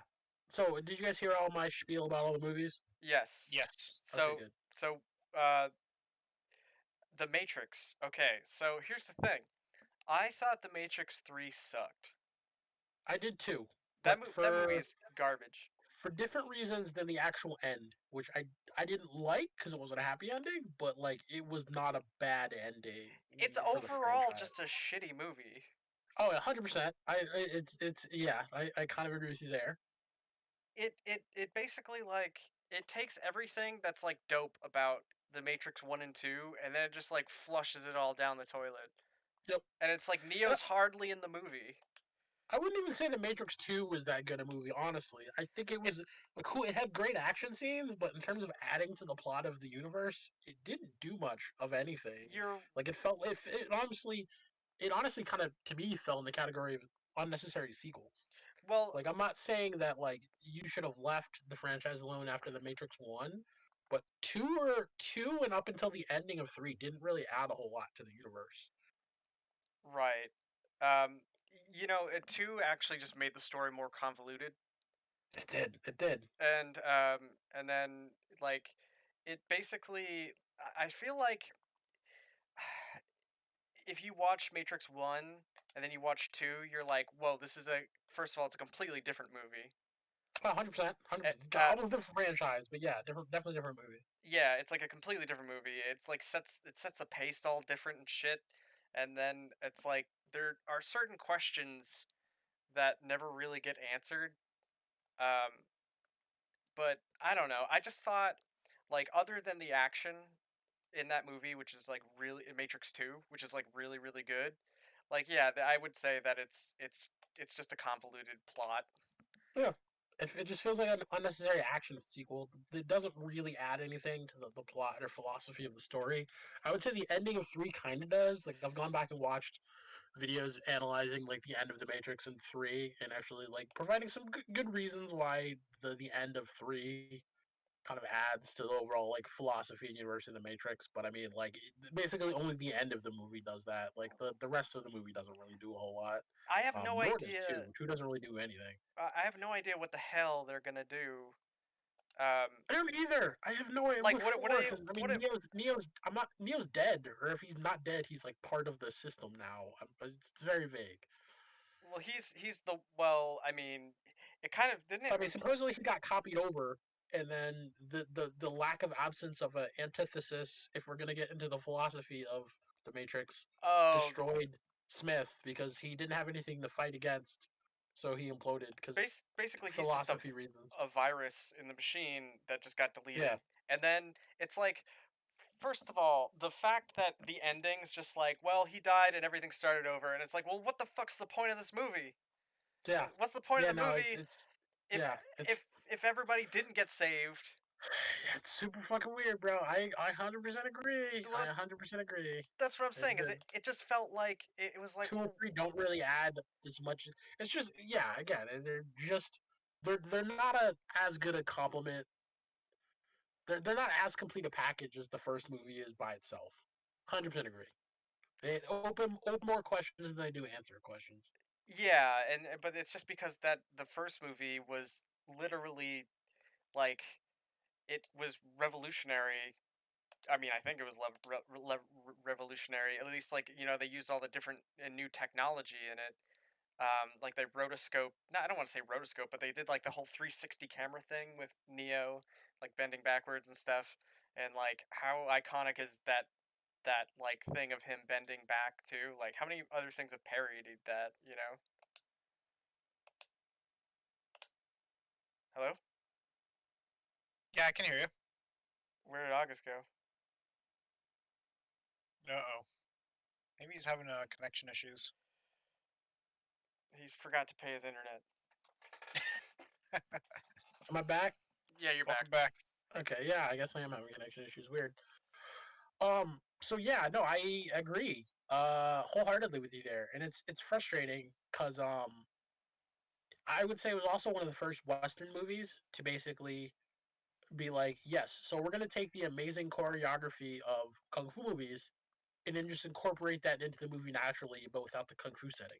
Like the fight choreography in The Matrix is amazing. Yeah, it's really good. And it's like kung fu movie level fight choreography, but without the whole backdrop of being a kung fu movie. It was definitely, in my opinion, one of the first Hollywood movies to have like not cliche shitty jump cut or like fucking Star Trek TOS level terrible fighting. Well, I mean, you could also say that like Crouching Tiger, Hidden Dragon probably influenced it quite a bit. Oh, I agree too. Even though it was cool. It was like I think those movies set the stage for Marvel movies because Marvel movies have amazing fight choreography too, but they're not kung fu movies. Yeah, I mean, I don't. They do have good. They have great action scenes every time. Yeah, it's really exciting. But what was I gonna say about the freaking goddamn? Oh, actually, I think, come to think of it, I think Crouching Tiger, Hidden Dragon is actually a pretty like overrated movie. Really, I liked it a lot. I mean, granted, there are better kung fu movies out there. That's what I'm saying. Like, it's a mediocre kung fu movie that just like got really famous. Wasn't it like a? Yeah, as I said, it definitely really heavily appealed to Western audiences. And I don't know if that was due to marketing or if that was due to something as part of the filming of the movie. But yeah, I mean, I still enjoy it. It's still cool. Hold on one sec. Somebody gave us a follow. Hey, it's your boy. Was it you, Josh? Oh, you add me as a friend, so I add you. Oh yeah, okay. Well, yeah. So. You didn't get to play the follow sound. The follow sound? Yeah, didn't you make a follow sound? You sent me the two sound. You made like a follow and a sub sound. Oh yeah, that was the follow sound. Oh, it didn't play. I didn't hear it. Okay. Yeah, I don't know why it like I sent a friend request and I guess and Twitch. You want me to unfollow and then follow so that we can play the sound again? Yes, please. Sure. If that works, I don't know if that works. Number one, make it so.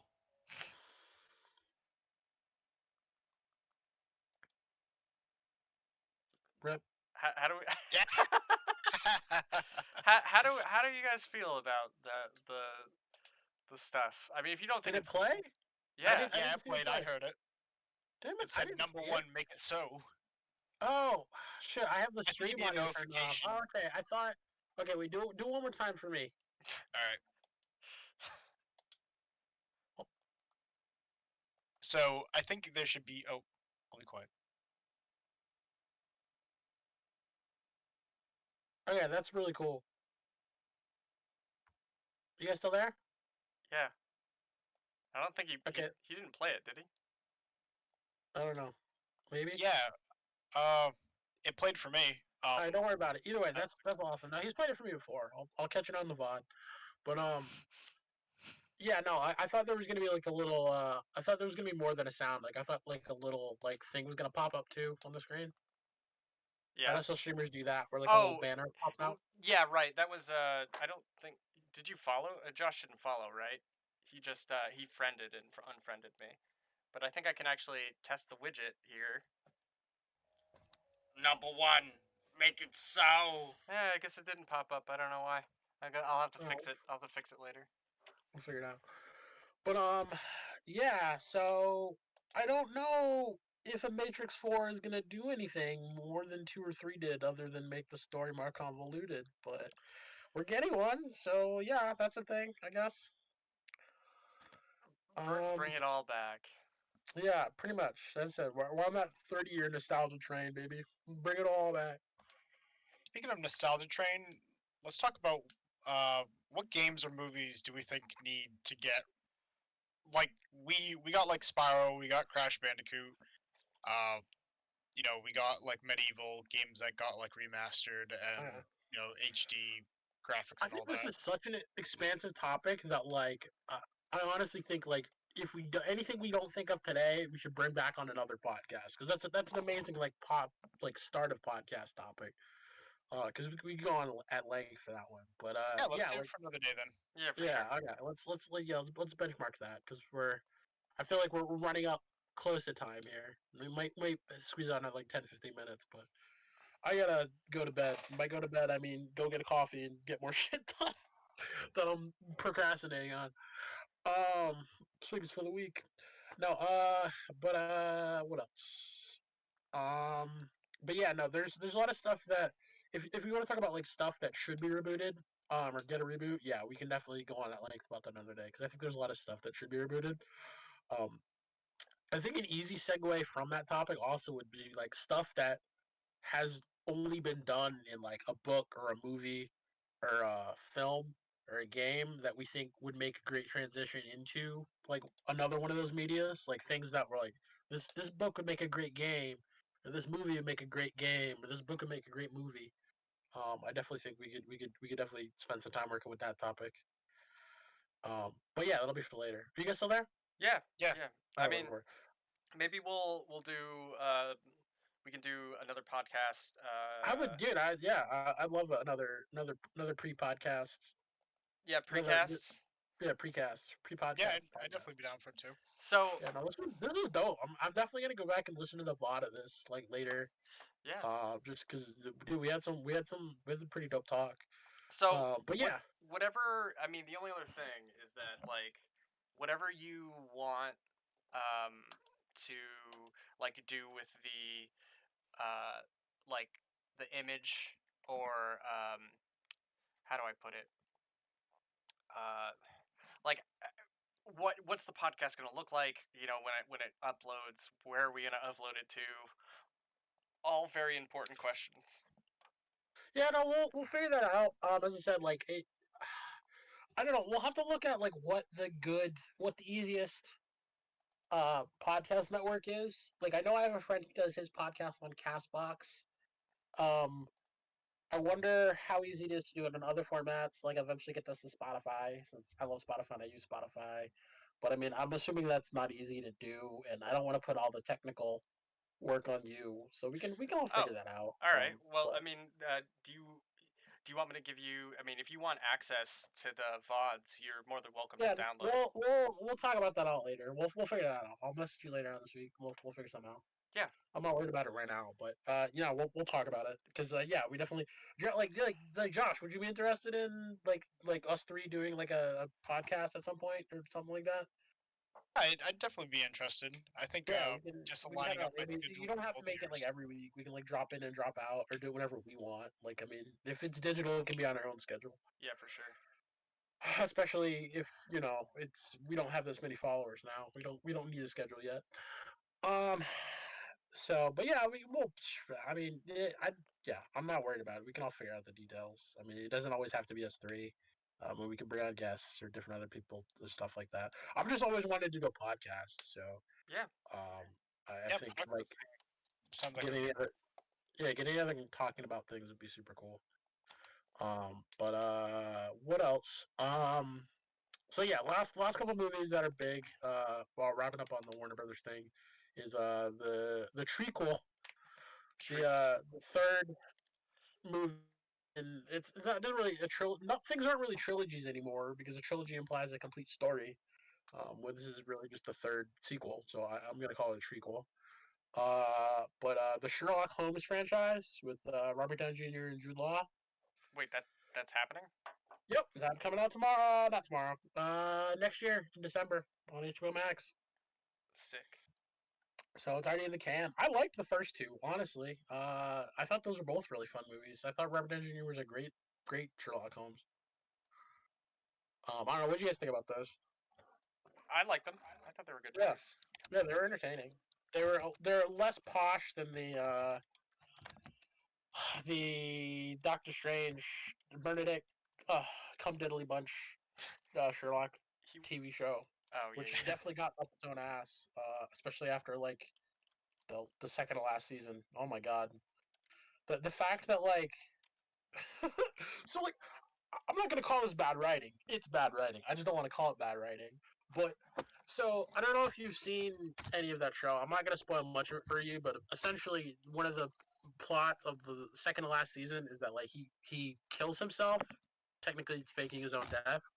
But the way they wrote it, they couldn't figure out a way to unwrite it. So the central conceit of the first episode of the season after that is that they just come up with a bunch of ways that he could have faked his own death as jokes, but they never explain how they did it because even they couldn't write themselves out of the corner. It's that stupid. Like, can you imagine just being like, "Oh, he did it somehow"? We could talk about how he could have done it, but we'll never actually tell you how. Like, isn't that such a dick move? My God! And then from that then on, after that show was like that show just killed itself, man. It had done. There's the expression of like a show just going too far, or jumping the shark, and after that, like, the show was insufferable. It was consistently writing plots its actual writing couldn't cash. Like it was like there's an expression of like writing checks your mouth can't cash. It was writing like plots and scenarios that it just couldn't find a way to make realistic within its own writing. So like the show was forever up its own ass after that because it was just like like these episodes have gotten dumb. Like they went from cool to dumb. Congratulations, show. You ruined it. You did it. But yeah, I mean that show started off really cool and really quirky, and it was fun to have like just weird, kind of disaffected. I'm not going to call him on the spectrum Sherlock Holmes. I think that's not a fair assessment of any of the characters nor people on the spectrum. But like, it was definitely like Sherlock Holmes. Like you like when you watch the show, you like something is wrong with that man. I don't know what, but something is wrong with that man. But it was an entertaining show, but it got insufferable after a certain point. It definitely needed to kind of it was too clever for its own good. It tried to be too clever for its own good. And I think that's kind of where the show kind of fell apart. But on the upside, it did give us Benedict Cumberbatch and great actor, been a bunch of great stuff. Was pretty good in Doctor Strange, even though I kind of wanted a little bit more humor in that movie. Yeah. I wanted Benedict Cumberbatch to be funny, and I guess I was asking too much because that's not what happened in that movie at all. I think he was like the opposite of funny, if anything, in that movie. Yeah, totally. Like at least Tony Stark can be funny. I don't know what the hell Doctor Strange is doing, but it's not. That ain't it, Chief. It ain't good. Yeah, but yeah, I give me funny Benedict Cumberbatch. That's all I wanted, and that's not what I got for my Christmas present that year. I got Cole instead, but sometimes it happens. Oh yeah, wait, August. When's your birthday again? The 15th. Number one. October. Make it so. So yeah, of October. Yeah. Okay. Now you gotta censor that in the VOD, so like my private information isn't out there, bruh. Yeah, that's fine. I don't care that much. I'm just gonna maybe I'll make a special podcast. I'm just gonna rip all the footage out of this and then just Alright, convert it. timestamp it like 2:44. Or I guess it was a little bit before 2:44. It's okay. I mean I'm gonna have to make an intro or an outro maybe. I don't know. I don't know what to do. So that's the thing. Is we can talk about that later. Over the course of next week. We can figure out how we want to handle this first episode or second pre-episode. I suppose the first time we all hung out was technically the first episode. Yeah. But yeah. But yeah, you can add in like hilarious sound effects to my like when I say my birthday. Or something. Hilarious sound effects. Yeah. I'm gonna add that. Like you go into like a sound machine and just boop boop boop stuff out there. But no. But yeah, Sherlock Holmes. I'm curious for another Sherlock Holmes movie. I enjoyed the Robert Downey Jr. ones anymore. I thought they were just fun. They were just fun. That was the best part about them. They didn't ask you to do too much. They didn't do too much themselves. They were just fun. And then we're getting last but not least TBA 2021, which means it probably won't come out next year, but it could. Is we will get a new Mortal Kombat movie. Oh yeah. So yeah, that could be cool. Is it supposed to be like the new Mortal Kombat is does it have Robin Chow in it or is it a reboot? I don't remember who's in like the cast. I know they've talked a little about it. But yeah, I mean it's a new live action Mortal Kombat movie. I mean I think that's a cool idea. I mean if you could make a movie just half as charming or enjoyable as those like 90s cheese fests, I'd be happy. That's all I really want. I just want a 90s cheese fest in 2020. Yeah. I mean that's pretty reasonable. Yeah, it's kind of like an old reliable hamburger at like your local hamburger shop. Like it's simple, but you'll love it, and that's what I want. Oh, also, to be that guy, because I'm that guy. If you also want us to get more views, you can also go ahead and you can watch the stream on your phone as well. What does that do? I'm confused. I don't know. It just does things. Just make sure you're not logged in on your phone, because I don't know. Oh, okay. Is that so? Is that why we have a fourth viewer, a fourth magical viewer right now? I don't think so. Okay. Well, someone's in here being cool. Shout out to the one person that like showed up. Shout out to the dope guy over there, number 4. Shout out to the random one person who shows up in our impromptu podcast. It's if you want to go back and watch the VOD, it is actually a good time. You should do that. Check that out. A whole hearty 2 hours and 45 minutes. Yeah, exactly. But yeah, whoever you are, random mysterious guest, thank you for stopping by. We appreciate that. Yeah, you kick ass. Yeah. Shout outs. Whether you've been here 5 minutes, 10, 15, or something, hopefully you enjoyed it. Yep. You helped make this all possible. Brought to us by viewers like you. Viewers like you. But now we need to talk to you guys about a thing called Raid Shadow Legends. Oh no! Oh my god! If only we could get that. When are we gonna Raid Shadow Legends money? We gotta get it. I hear they're paying like some nice bucks too for that Raid Shadow Legends money, bro. Give me that Raid Shadow Legends sponsorship. But yeah, that's kind of the wrap up of the HBO Max deal. But yeah, no, I'm excited. Like I think, like as I said, I don't know if it's something that'll go forward, but like this, everything's an experiment, everything's a test, and now we will have the data, in part because of COVID. But we will have the data to see whether or not like fresh run movies on a Netflix like network is something that's financially worth it. And I think it'll be cool to see. It'll be cool to experience it too. So I definitely think I might get myself an HBO Max subscription on Christmas just to see what it's about for next year. That sounds dope. But yeah, do you guys have any? I will probably go for maybe like 10 more minutes. But do you guys have any other topics you guys want to do? No lie. I think we should probably wrap it up. Just because I want to at least be able to like ask your opinion, on what I should do with this video, because I still don't know what to do, and any ideas would just be great. Yeah. Wrap it up. I don't know, Josh. You have anything else, or you just want to wrap? Nah, nothing. Nothing comes to mind. Yeah, there's gonna be I think it's no, probably, okay. yeah, I think it's probably a good ending point.